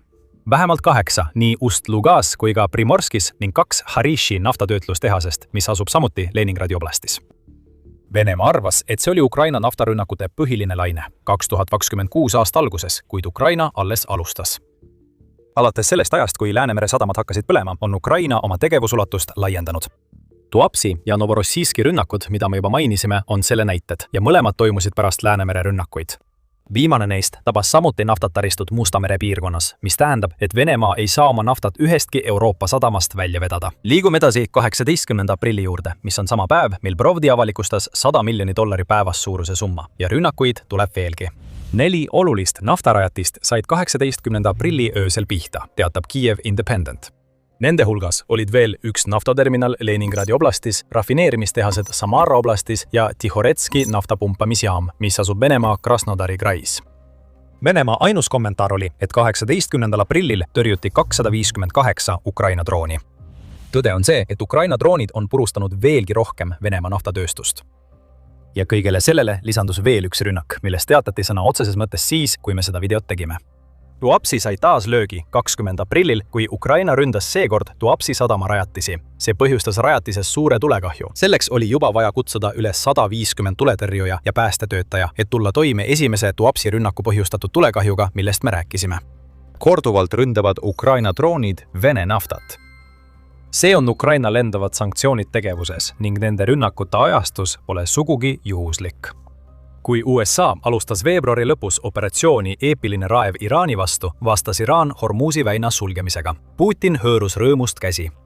See väin vastutab 20% kogu maailma naftavoo eest. Putini jaoks tähendaks väiksem naftakogus, mis lahkub laheriikidest, vältimatult hinnašokki, mis tooks kasu Venemaale ja just seda me oleme näinudki. 7. aprilliks oli Uurali toornafta hind, mis on Venemaa naftasort, tõusnud kõrgeimale tasemele viimase 13 aasta jooksul. Mõne päevaga tehti olematuks kogu lääne sanktsioonide töö Venemaa nafta hinna allasurumisele. Asja hullemaks teeb see, et USA on teinud oma sanktsioonidega seoses mõned otsused, mis on vihastanud Ukraina. Ameerika sanktsioonid Venemaa nafta vastu on nüüdseks 2 korda tühistatud, viimati 17. aprillil, mis tähendab, et Venemaa saab veel 30 päeva kasu sellest, et ta saab oma naftat müüa enne, kui Ameerika sanktsioonid uuesti jõustuvad. USA sammudes on teatud loogika. Venemaal müümise lubamine leevendab mõningaid hinnašokke, mille põhjustasid Ameerika rünnakud Iraani vastu ja sellele järgnenud Hormuzi väina blokaad.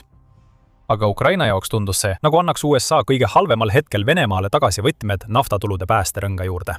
Nii et Ukraina on selle nimel midagi ette võtnud. Kui Venemaa hakkab kasu saama naftale kehtestatud sanktsioonide tühistamisest, jätkab Ukraina selle nafta ründamist. Lõppude lõpuks pole sanktsioonidel mingit tähtsust, kui Venemaal pole naftat, mida müüa. Ukraina droonid põletavad päevas umbes $100 miljonit, mis teeb kuus umbes $3 miljardit ning Ukraina tõestab, et suudab Vene naftaprobleemi ise lahendada. Lääne sanktsioonidest pole lugu. Ukraina lendavad, sanktsioonid mõjutavad majandust. Ukraina sõjaväe näidatud koordineerituse tase on kogu selles olukorras olnud tähelepanuväärne. Ukraina julgeolekuteenistus on teinud koostööd riigi peamise luureteenistuse, erioperatsioonide vägede ja mehitamata süsteemide vägedega, et ellu viia ulatuslik kampaania, mille tulemusel pole Venemaal enam miski Ukraina droonide ulatuses turvaline. Ajastus on olnud laitmatu. Iga lahendus, mille Venemaa arvab end leidnud olevat, põleb peaaegu koheselt läbi. Ja siin hakkavadki asjad Venemaa jaoks muutuma. Põlev nafta ja kokkukukkuv eksport on juba iseenesest piisavalt halvad, kuid tõeline probleem seisneb selles, et Venemaa ei saa endale lubada $100 miljoni kaotamist päevas. Putin ootas maksutulu rekordiliselt kõrgetelt Venemaa naftakasumitelt. Ja ta vajab seda, sest Venemaa on vajumas majanduskriisi. See üksi muudab Venemaa jaoks kõik. Aga enne kui me sellesse süveneme, tuletan kiiresti meelde, et vaatate sõjasaadet. Kui see on just selline ülevaade, mida te otsite, siis kindlasti tellige see kanal. Venemaa on majanduslõksus kinni. Vene majandus on sattunud lõksu, millest pole pääsu. Kõik need rahalised apsakad on põhjustatud Putini kitsarinnalisest keskendumisest Ukrainale. Kui Venemaa presidendil oleks võimalus, kuluks iga viimane kui maksudollar, mida Venemaa teenib, Ukraina peale. Praegu läheb peaaegu iga dollar sõja jaoks, mis on sundinud Venemaa halbade finantsotsuste nõiaringi. Tsükkel on lihtne. Venemaa saab raha. See kulutab selle sõjavarustusele, see varustus hävitatakse. Venemaa ei saa oma investeeringult mingit tulu ja seejärel pumbatakse sõjamasinasse veelgi rohkem raha. Lõpuks peab midagi järele andma. Raha ei saa igavesti voolata. Venemaa sõjalised kulutused on kasvanud nii suureks, et need imevad endasse vahendeid, mis peaksid tegelikult hoidma riiki töös. Venemaalt tulevad ametlikud andmed on juba iseenesest piisavalt halvad. Stockholmi rahvusvahelise rahu-uuringute instituudi andmetel kulutas Venemaa 2025 aastal sõjategevusele Ukrainas 7,5% oma sisemajanduse koguproduktist ehk SKP-st. See moodustas 16 triljonit rubla ehk umbes $213 miljardit 2026. Aasta kulutused peaksid olema väiksemad. Sel aastal kulutatakse sõjamasinale vaid 6,3% Venemaa SKP-st ehk umbes 198 miljardit dollarit.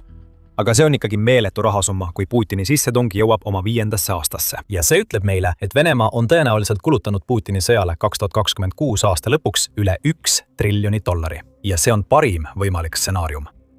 Need ametlikud andmed on see, mida Venemaa on valmis meile oma sõjaliste kulutuste kohta avaldama. Tegelikkus kulisside taga on palju hullem.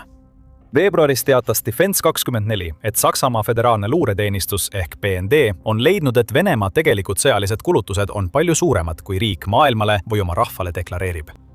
BND sõnul võib tegelikkus olla see, et Venemaa kulutused olid kuni 66% suuremad, kui ametlikult deklareeriti. Näiteks võis 2025 aastal Venemaa eraldada oma sõjaväele 10% SKP-st, mitte 7,5%, mida ametlikud kulutused näitavad. See kõik tähendab, et Venemaa võib kulutada kuni 50% kogu riigi eelarvest Putini hullumeelsele visioonile maailmast, kus Ukraina on osa Venemaa Föderatsioonist.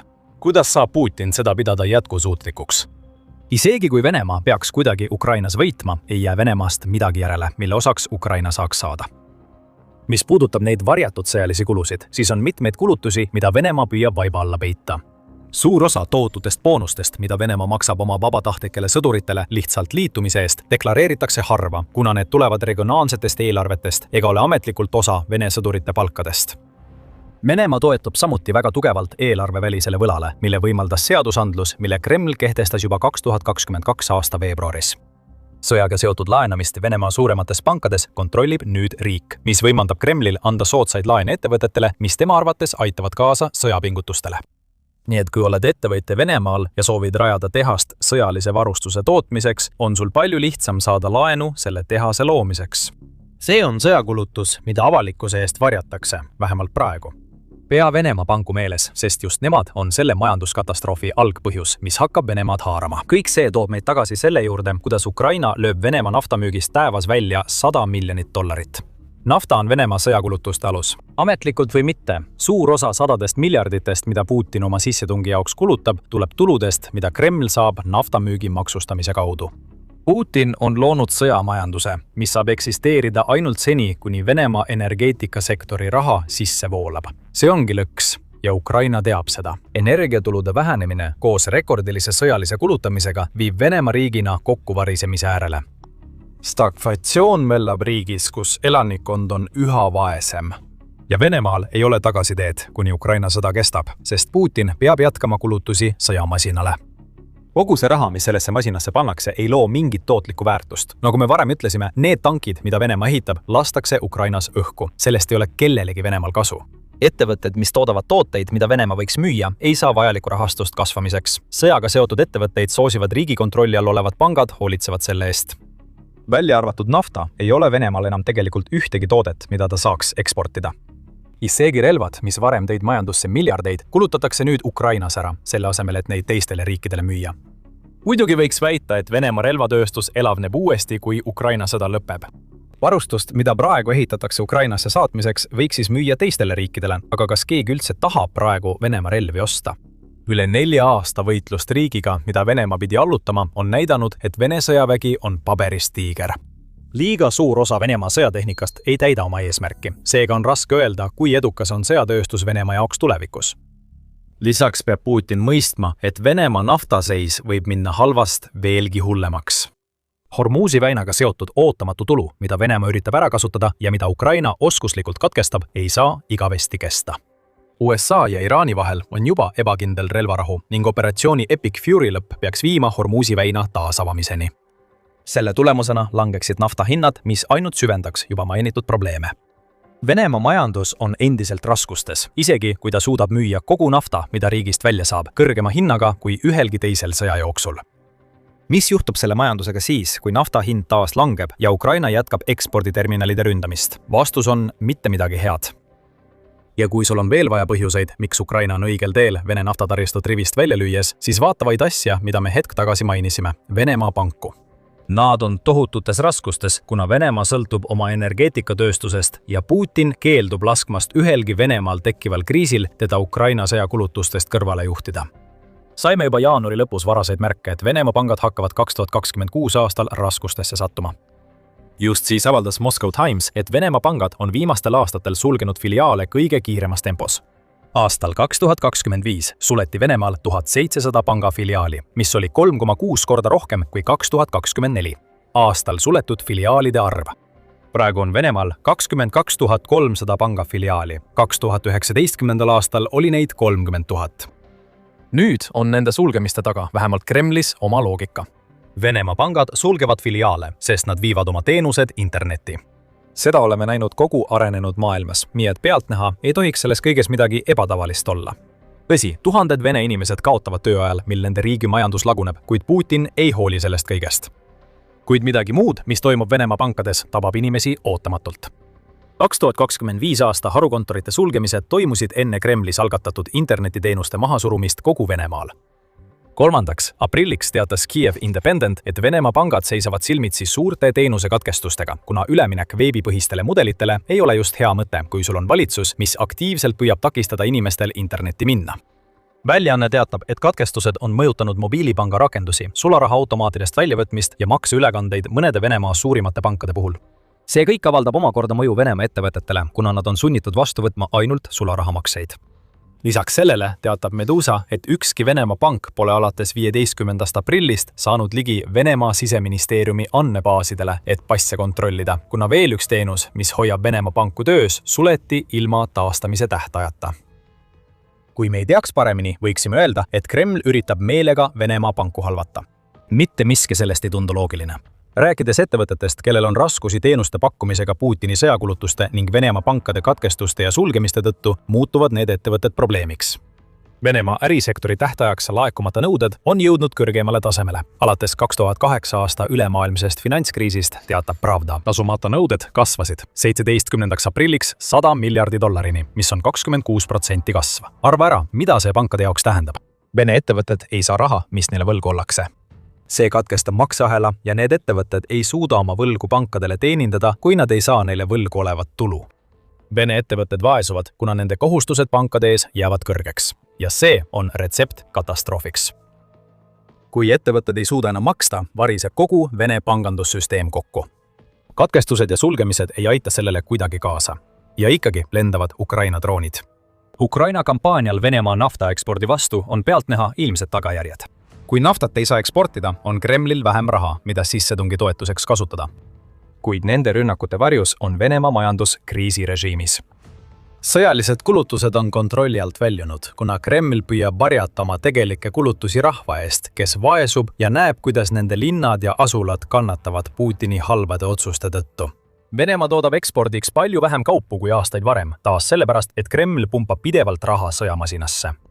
Ja nüüd hakkavad pangad, mida vajavad nii tavalised inimesed kui ka Venemaa suurimad ettevõtted, lagunema tasumata võlgade ja Kremli internetipiirangute tõttu. See on majanduslik püssirohutünn.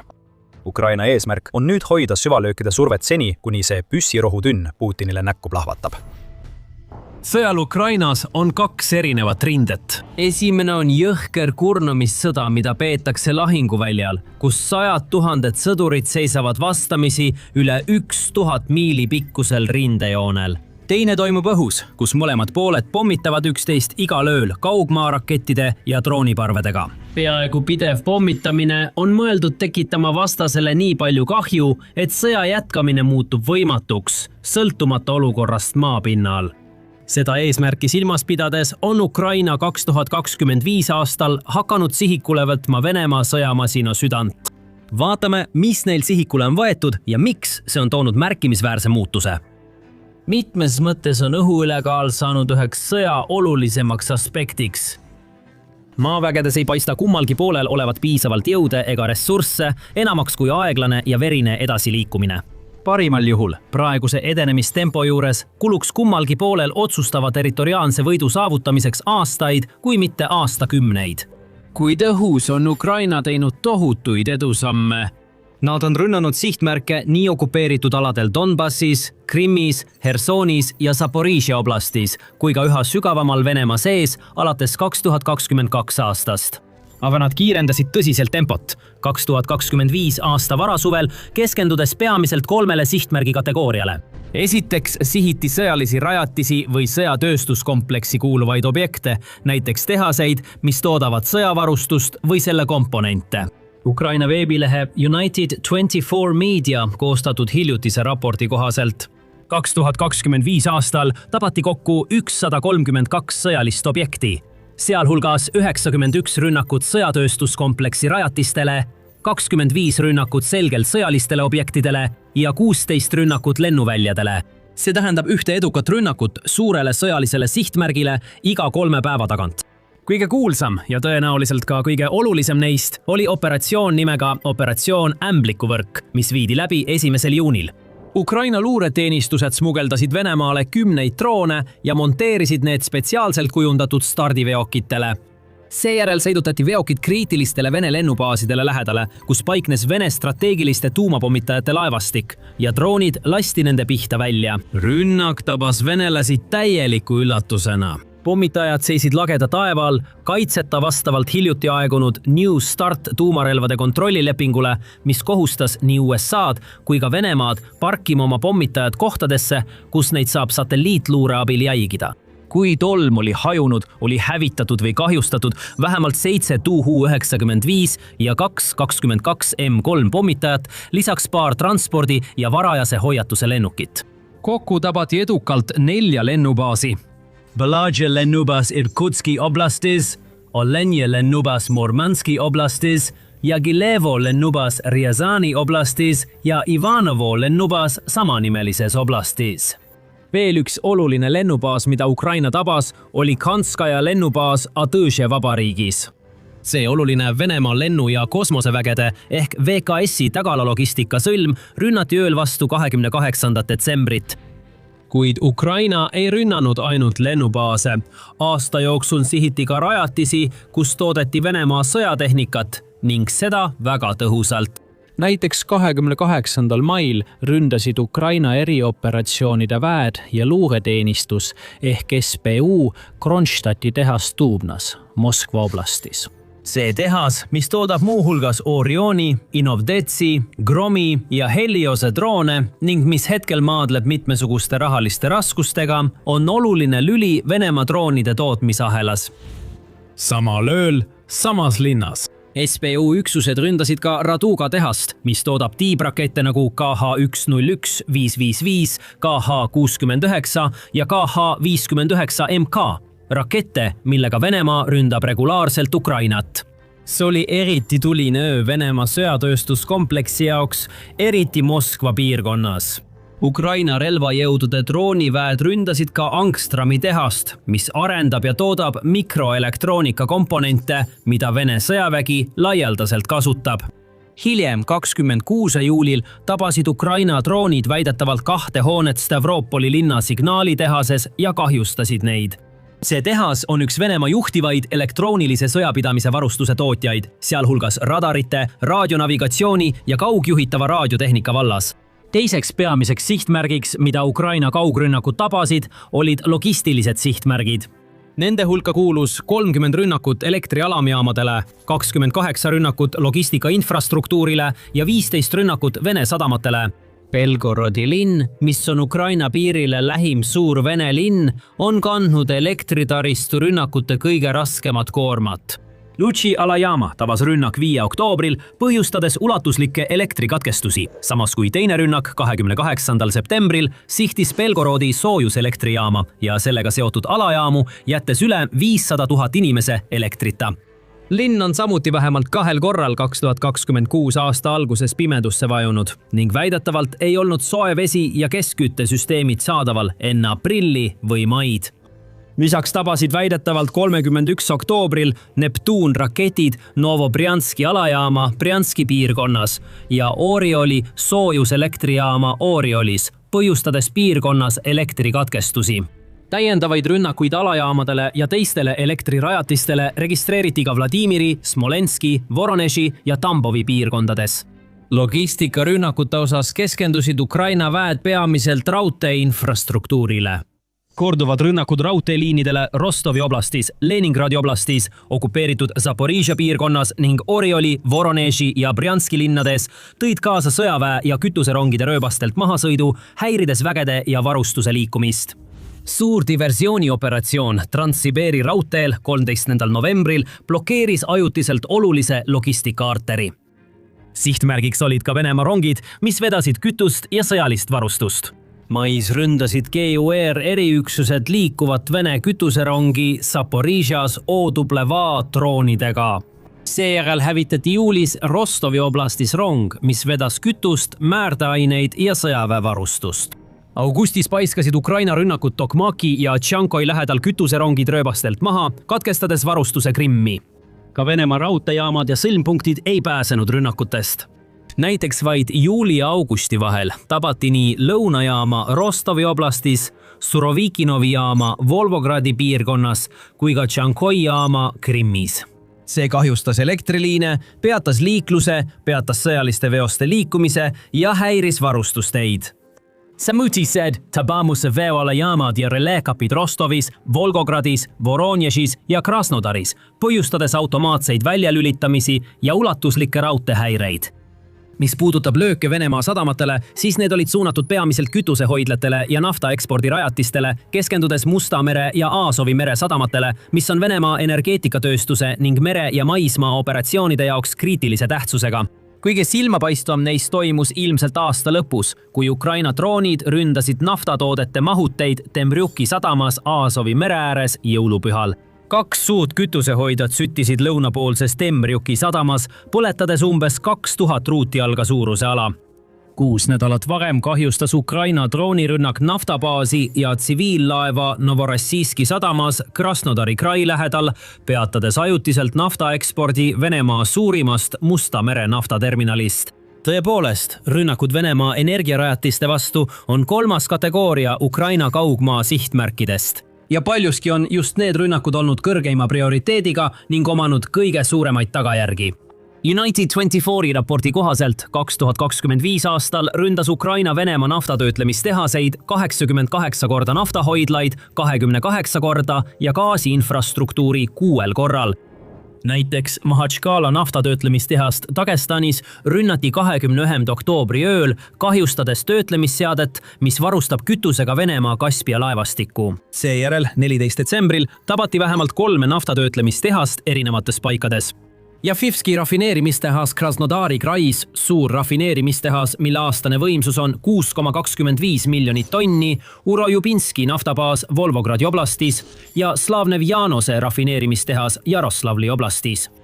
Peale selle, lisaks Temerjuki kütusehoidla rünnakule, tabas Ukraina jõulupäeval ka Novošuktinski naftatöötlemistehast Rostovi oblastis Storm Shadow rakettidega.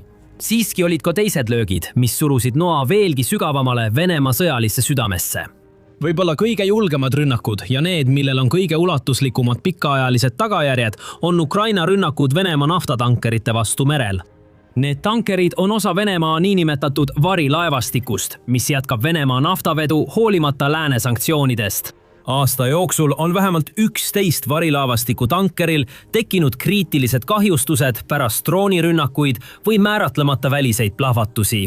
SBU on võtnud vastutuse 4 nende rünnaku eest, samas teisi otseselt mitte eitanud ning on selgelt teatanud, et nende eesmärk on oluliselt kahjustada Venemaa meritsi eksporditava toornafta tulusid.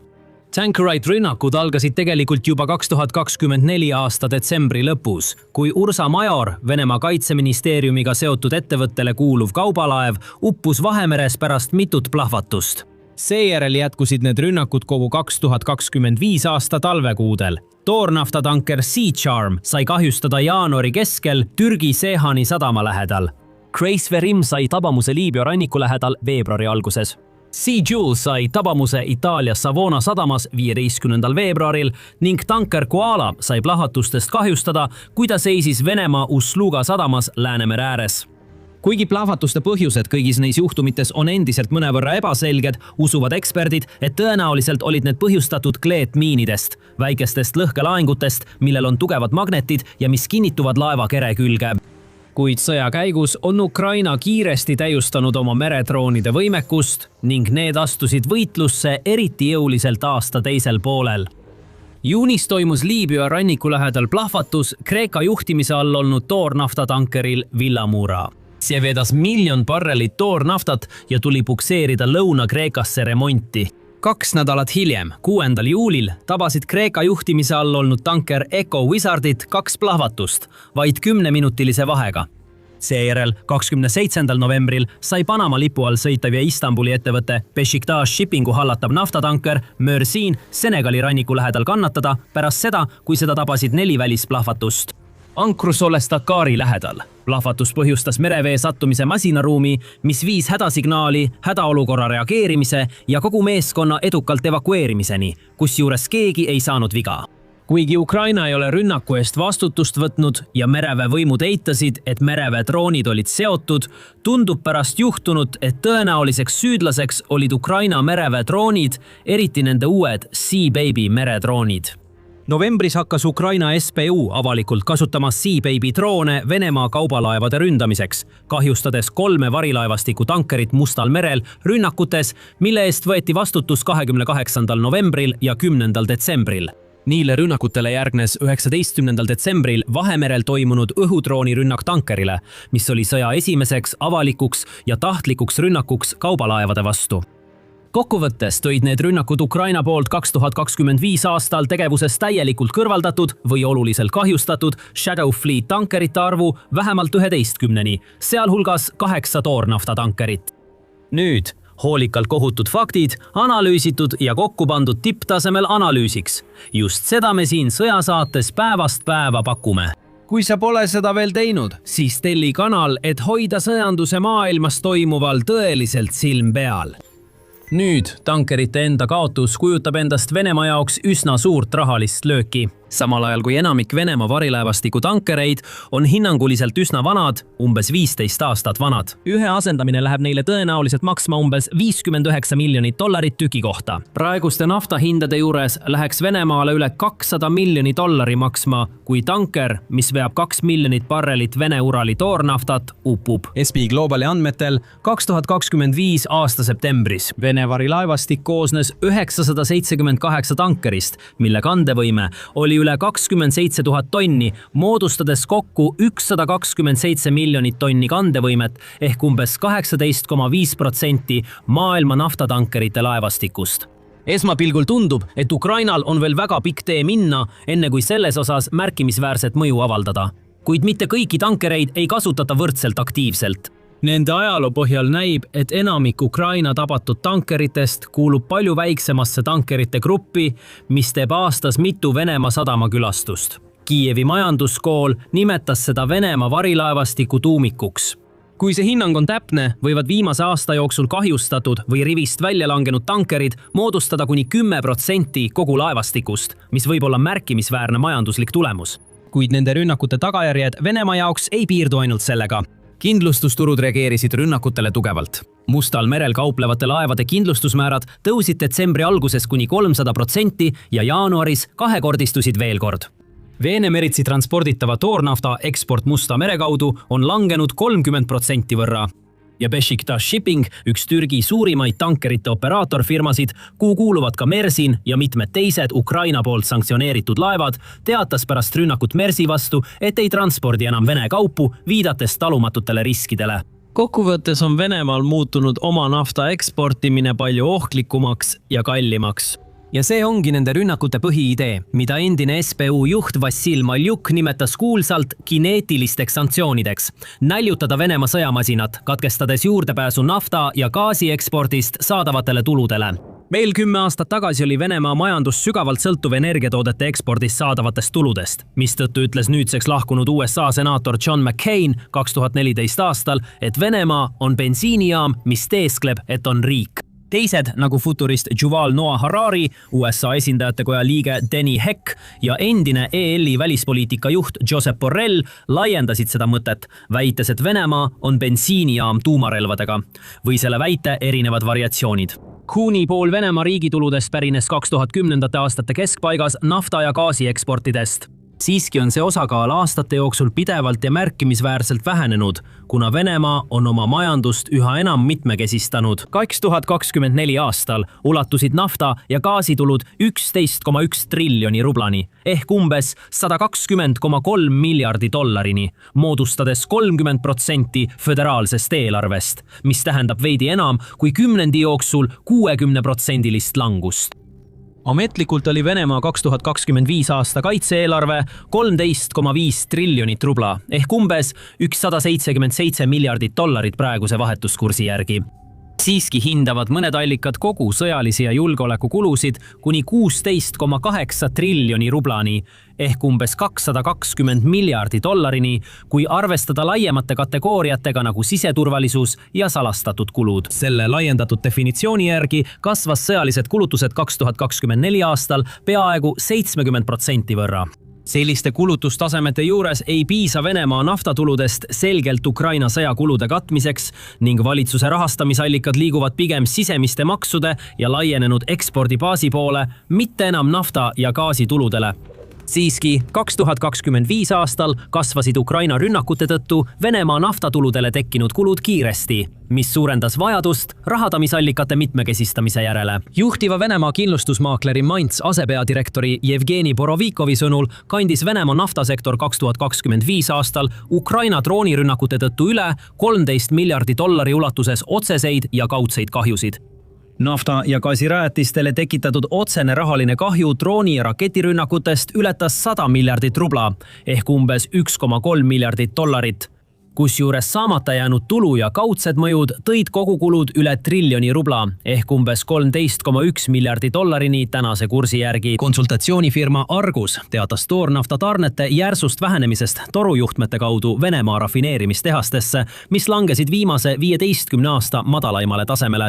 Aastal 2025 said Venemaa rafineerimistehased 228,34 miljonit tonni toornaftat, mis on 1,6% vähem kui 2024 aastal.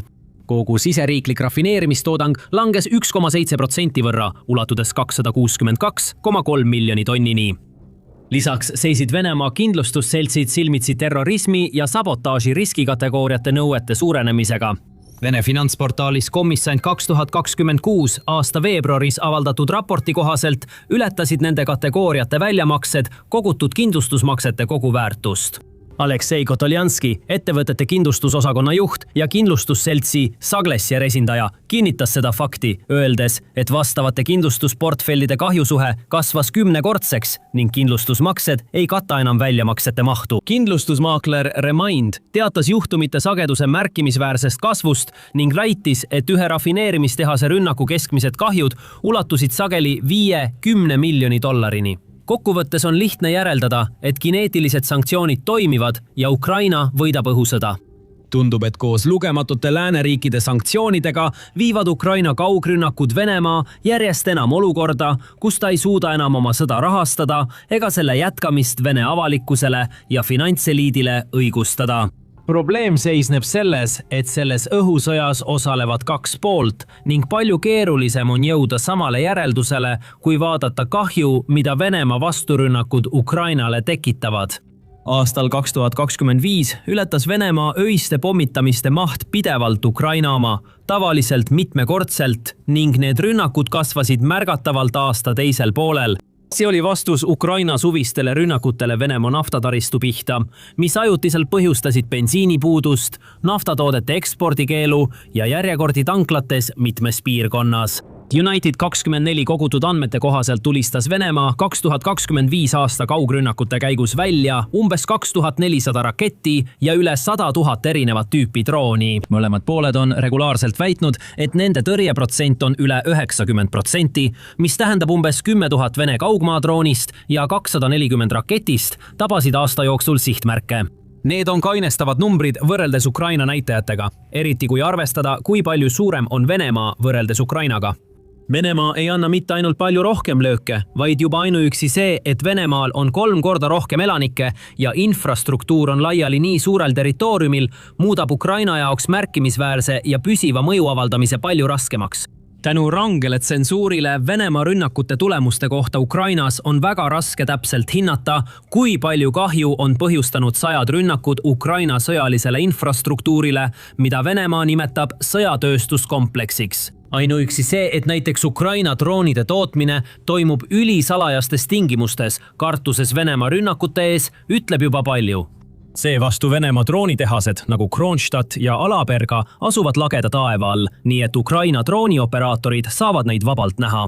Kuid samal ajal, kui sõjaline kahju on praegu veel spekulatsioonide küsimus, kasvab humanitaarkatastroof, mille põhjustavad lakkamatud Vene rünnakud Ukraina energiataristu vastu. See on selgelt näha just talve keskel, mil temperatuurid Ukrainas on regulaarselt langenud alla -10 kraadi Celsiuse järgi. 2026 aasta jaanuariks oli Ukraina saadaval olev tootmisvõimsus langenud 33,7 gigavatilt umbes 14 gigavatini, mis on umbes kolmandik sissetungi eelsest tasemest. Sealhulgas 90% soojuselektri tootmisvõimsusest on hävinud.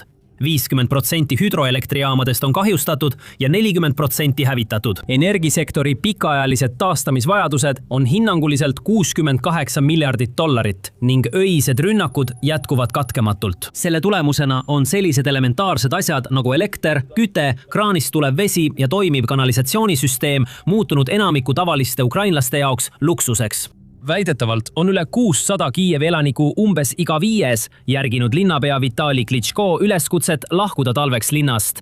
Hädaolukorra elektrivarustuse graafikud on kogu riigis kehtinud juba nädalaid. Lõppu pole näha ning enamikus piirkondades on enamikul päevadel õnn, kui elektrit saab 4 tundi päevas.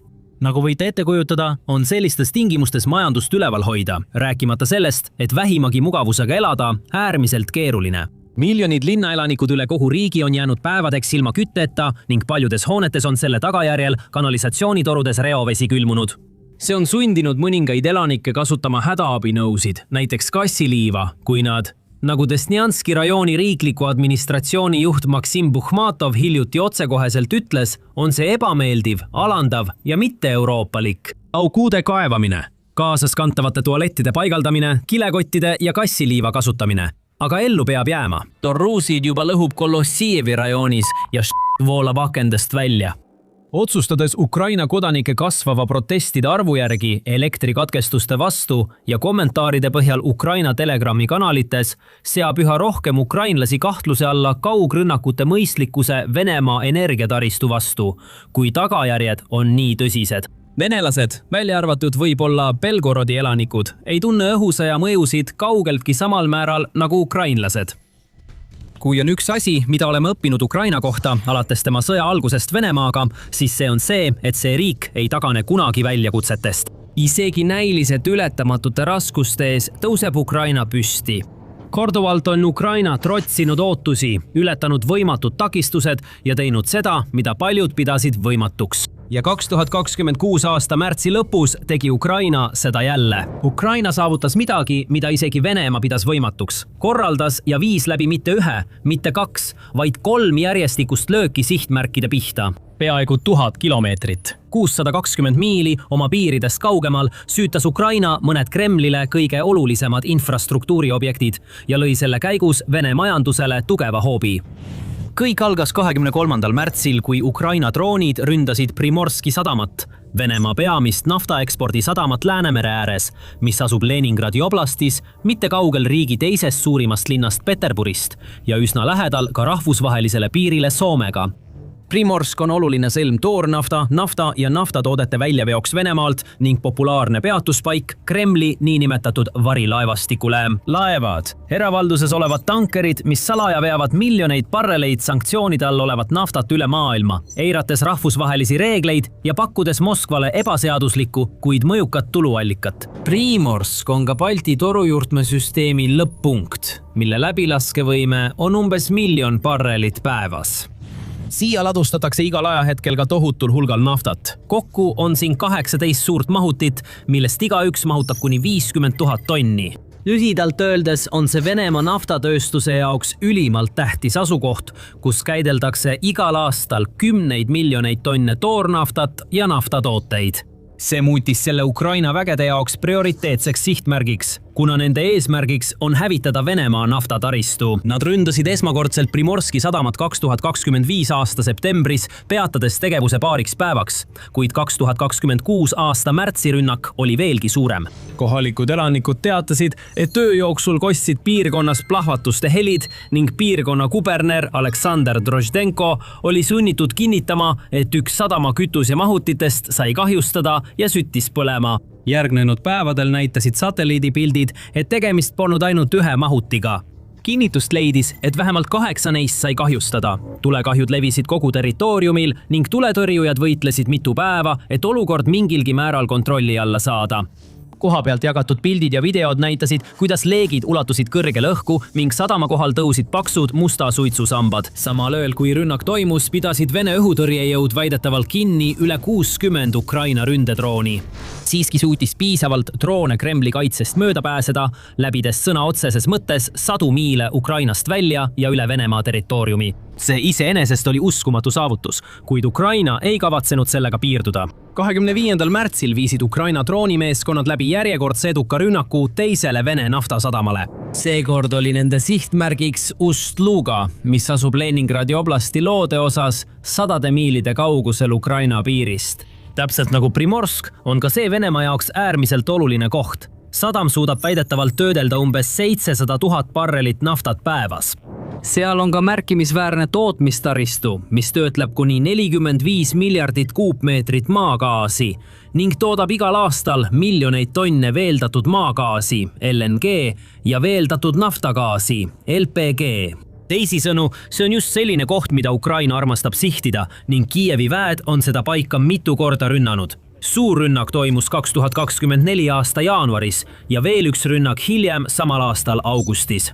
See muutis 2026 aasta märtsirünnaku selle rajatise 3. tabamuseks ning see oli suur rünnak.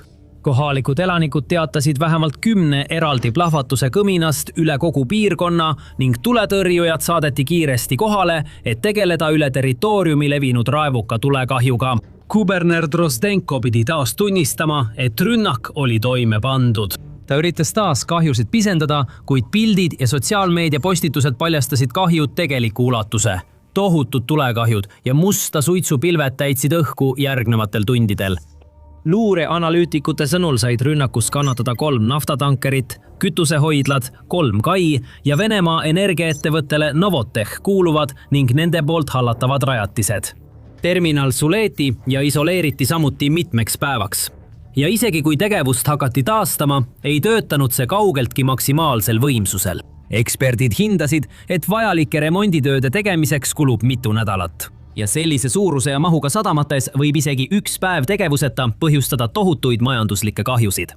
Ukraina oli toime pannud 2 rünnakut, mis ei oleks pidanud olema võimalikud, saates droone läbi 100 miilide Vene õhuruumi ja küdvates tuld mõnele selle kõige väärtuslikumale taristule. Ja see oli kohe seda kõike uuesti tegemas. Ööl vastu 26. märtsi asusid Ukraina droonimeeskonnad taas tegutsema, korraldades veel ühe ulatusliku rünnaku Venemaa naftataristu pihta. Nende sihtmärgiks oli Kurishi nafta orgaanilise sünteesi rafineerimistehas, tuntud ka kui Kinevi rafineerimistehas, mis asub samuti Leningradi oblastis, mitte kaugel Peterburist, 100 miilide kaugusel Kiievist. Ühele Venemaa suurimale energiaettevõttele kuuluv rafineerimistehas suudab töödelda kuni 20 miljonit tonni naftat aastas, olles töötlemisvõimsuse poolest riigi suuruselt teine rafineerimistehas. See on elutähtis allikas mitte ainult kütusele, vaid ka erinevatele naftakeemia toodetele, mida kasutatakse kogu Venemaal ja müüakse teistele riikidele, tuues sisse väga vajalikke vahendeid Kremlile sõjategevuse rahastamiseks. Teatete kohaselt jõudis piirkonda üle 20 Ukraina drooni, mis põrkasid siin kokku olulise taristuga. Jällegi, piirkonna kuberner Drozdenkol polnud kuhugi peituda. Ta kinnitas, et rünnak oli toime pandud ja et nimetamata tööstuspiirkond sai mõningaid kahjustusi, täpsemalt üksikasju avaldamata. Võib-olla lootis Drozdenko, et keegi ei saa tõde teada, kuid sotsiaalmeedia täitus peagi kohalike pealtnägijate teadetega, kellest paljud teatasid, et nägid möllavaid tulekahjusid ja paksu suitsupilve tõusmas sündmuskoha kohal. Selged märgid sellest, et kütusemahutid olid tõenäoliselt süüdatud. Ka rafineerimistehase satelliidipildid näitasid tõendeid, mis viitasid tulekahju puhkemisele selles kohas. Vaid mõne päevaga oli Ukraina saavutanud midagi sellist, mida oleks veel hiljuti peetud mõeldamatuks ja võimatuks. 3 lööki, kõik edukad ja kõik sihtmärkidele, mis asusid sadade miilide kaugusel Ukraina territooriumist. Ja võib-olla selle loo kõige erakordsem osa on see, kuidas venelased sellele reageerisid. Nad süüdistasid Ukrainat petmises. Täpsemalt öeldes väidavad ametlikud Vene allikad, et Ukraina pidi nende löökide sooritamiseks tegema koostööd NATO riikidega, sealhulgas Poola ning Balti riikide, Leedu, Läti ja Eestiga. Nad väitsid, et Ukraina droonid ei oleks kuidagi saanud nii kaugele üle Vene piirkondade lennata, ilma et neid oleks avastatud ja alla tulistatud. Seega pidid need lendama mööda teist marsruuti, liikudes esmalt üle Ukraina läänepiiri Poolasse, seejärel põhja poole Leedusse ning edasi üle ülejäänud Balti riikide ja Soome lahe servapidi Peterburi suunas. Nad lihtsalt keeldusid tõde tunnistamast. Ukraina droonid suutsid läbida sadu miile läbi Venemaa enda õhuruumi, möödudes teel mitmetest radaritest ja õhutõrjesüsteemidest, enne kui nad põhjustasid Kremlile kuuluva kõige väärtuslikuma naftataristu juures hindamatut kahju. Miks? Sest neil on häbi. Venemaa on juba ammu elanud ideest, et ta on üks maailma võimsamaid sõjalisi jõude.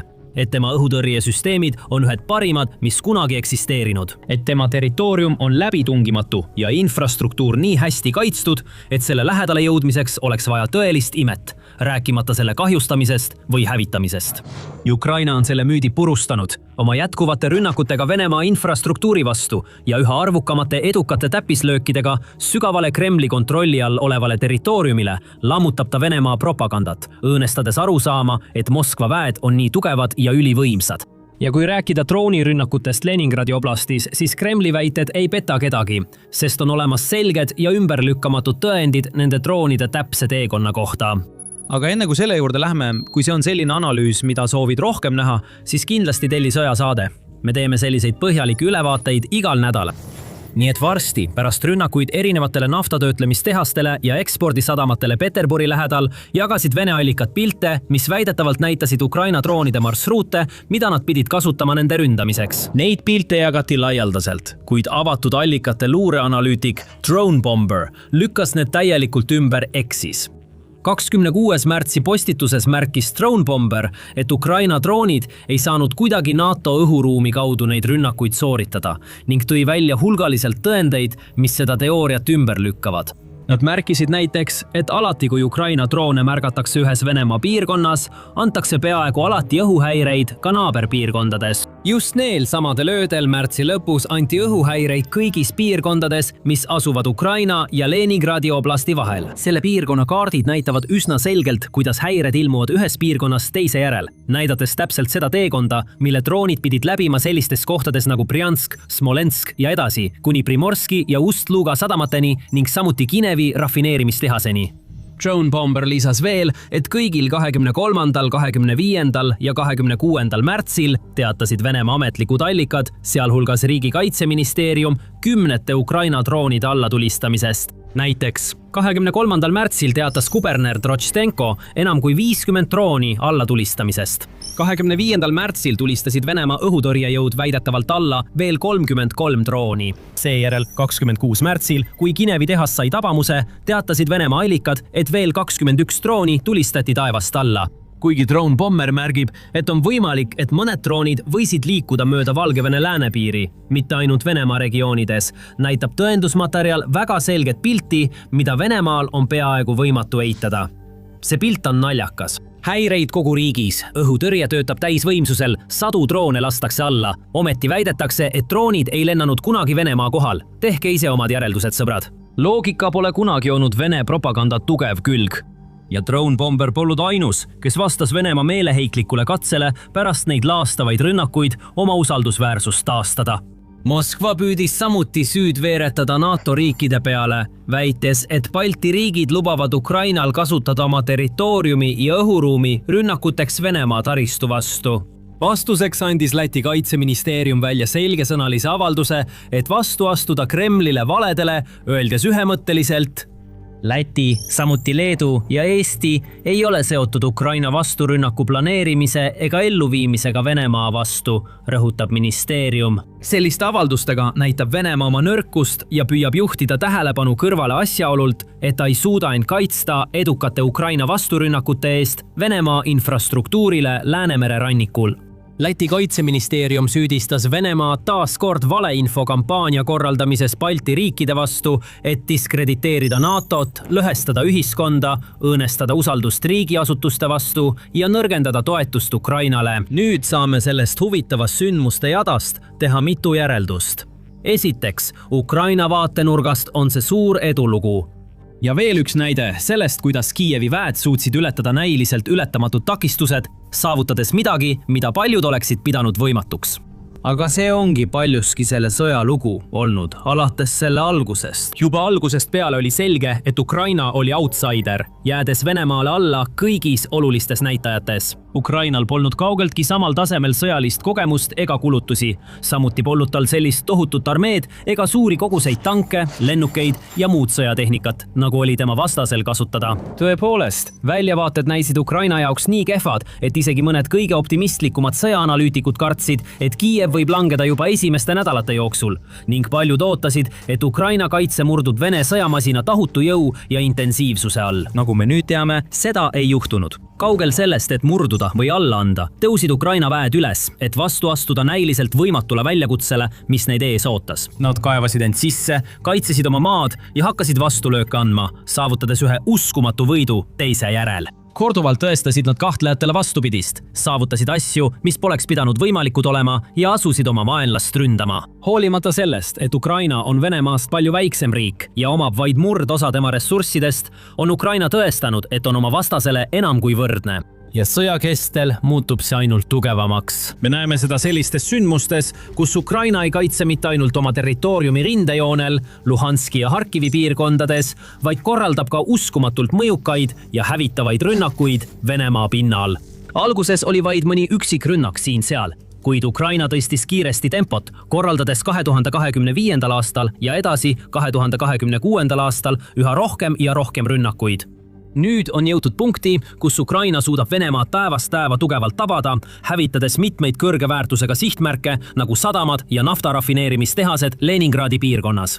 Ja pole vahet, kui hästi kaitstud või kui kaugel need kohad Ukrainast on, Kiievi väed on alati leidnud ja leiavad ka edaspidi viise, kuidas need põlema panna, jättes Venemaale üha kasvavad remondiarved ja üha nõrgema majanduse. Juba ainuüksi see, et Ukraina kaitsjad suutsid korraldada 3 eraldiseisvat rünnakut nii lühikese aja jooksul ja saavutasid igaühes neist muljetavaldava edu, on äärmiselt julgustav. See saadab Kremlile sõnumi, et Kiiev ei anna alla ning tema rünnakud muutuvad ainult intensiivsemaks, hävitavamaks ja suuremaks probleemiks, mida kauem sõda kestab.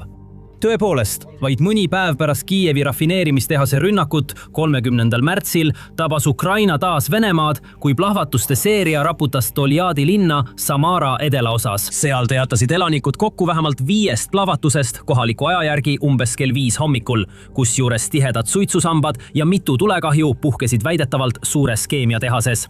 Samal ööl ilmusid teated ka droonirünnakust teisele olulisele objektile, Altševski metallurgiatehasele okupeeritud Luhanski piirkonnas, mida varem kasutati tsiviilmetallurgia jaoks, kuid mida Venemaa on nüüdseks kohandanud sõjatööstuse tarbeks. Objektil teatati ulatuslikust tulekahjust, kuna Kremli õhutõrje ei suutnud taaskord õhust tulenevat ohtu tõrjuda. Venemaa jaoks on aga Leningradi piirkonna sündmused lihtsalt järjekordsed piinlikud näited riigi märkimisväärsest võimetusest oma enda territooriumi kaitsta. Iga juhtum tõestab lõplikult, et Kremli õhutõrje, mida peetakse maailma parimate hulka kuuluvaks, ei ole lihtsalt suuteline Ukraina drooniarmeega toime tulema. Venemaa väed ei suuda mitte ainult maavõitluses edu saavutada, kandes iga kuu 10 000 inimkaotusi peaaegu olematu territooriumi võidu nimel, vaid riik kannatab ka üha sagedasemate rünnakute all oma enda pinnal. Ja need rünnakud on olulised, sest isegi kui tulekahjud suudetakse lõpuks kustutada ja kahjustatud infrastruktuur taastada, kaotab Venemaa iga kord, kui mõni tema tanker või kütusehoidla põlema süttib tohutul hulgal naftat. Venemaa peab endiselt peatama või vähendama tegevust päevadeks, nädalateks või isegi kuudeks, mis omakorda vähendab maksimaalset nafta ja teiste toodete töötlemise, ladustamise, transportimise ja müümise võimekust. Näiteks, 2025. aastal eksportis Primori sadam ligi 17 miljonit tonni naftatooteid. Samas käitles Ust-Luga peaaegu 33 miljonit tonni. Kui Ukraina droonid tabasid, süttisid mõlemad rajatised põlema ja pidid tegevuse katkestama, kuna tuletõrjujad ja päästetöötajad tormasid olukorda kontrolli alla saama. Selle aja jooksul ei läinud ühtegi tankerit sisse ega välja. Nafta ei liikunud kuhugi. Selle asemel põles tohutun hulval naftat lihtsalt tules ära. Ja isegi kui mingil määral kord lõpuks taastati, ei muuda see fakti, et sadama tegevus oli tugevalt häiritud ja ei pruugi veel mõnda aega tipptasemele naasta. See tähendab, et riigi kassasse laekub vähem raha, mis on juba niigi sõja kasvavate kulude tõttu väga tühjaks jäänud. Väiksema rahasummaga muutub Venemaal veelgi raskemaks oma arveid maksta, katta sõjaväeliste palkade, hangete, tootmise ja muude kulude tohutuid väljaminekuid. Väiksema kütusekogusega on samuti raskem leida õige tasakaal selle vahel, et osa naftast müüa välismaale, kuid samas jätta piisavalt oma sõjaväesõidukite ja muu sõjamasina käigus hoidmiseks. Lühidalt öeldes muutub olukord Venemaa jaoks üha sünkemaks, mis ongi täpselt see, mida Ukraina soovis. Kiievi rünnakute kogu eesmärk Venemaa naftataristu vastu on sundida Kremlit tegutsema, muuta sõda täiesti jätkamatuks, nii et Vladimir Putinil ei jääks muud üle, kui oma väed tagasi tõmmata ja lõpuks relvarahuga nõustuda. Ja kui Ukraina suudab sellega jätkata, muutub rahu väljavaade aeglaselt, kuid kindlalt vähem illusoorseks unistuseks ja rohkem reaalseks võimaluseks. Nüüd saate sellest videost rohkem teada, kuidas Ukraina surmav droonide armee rebib Venemaa tükkhaaval laiali.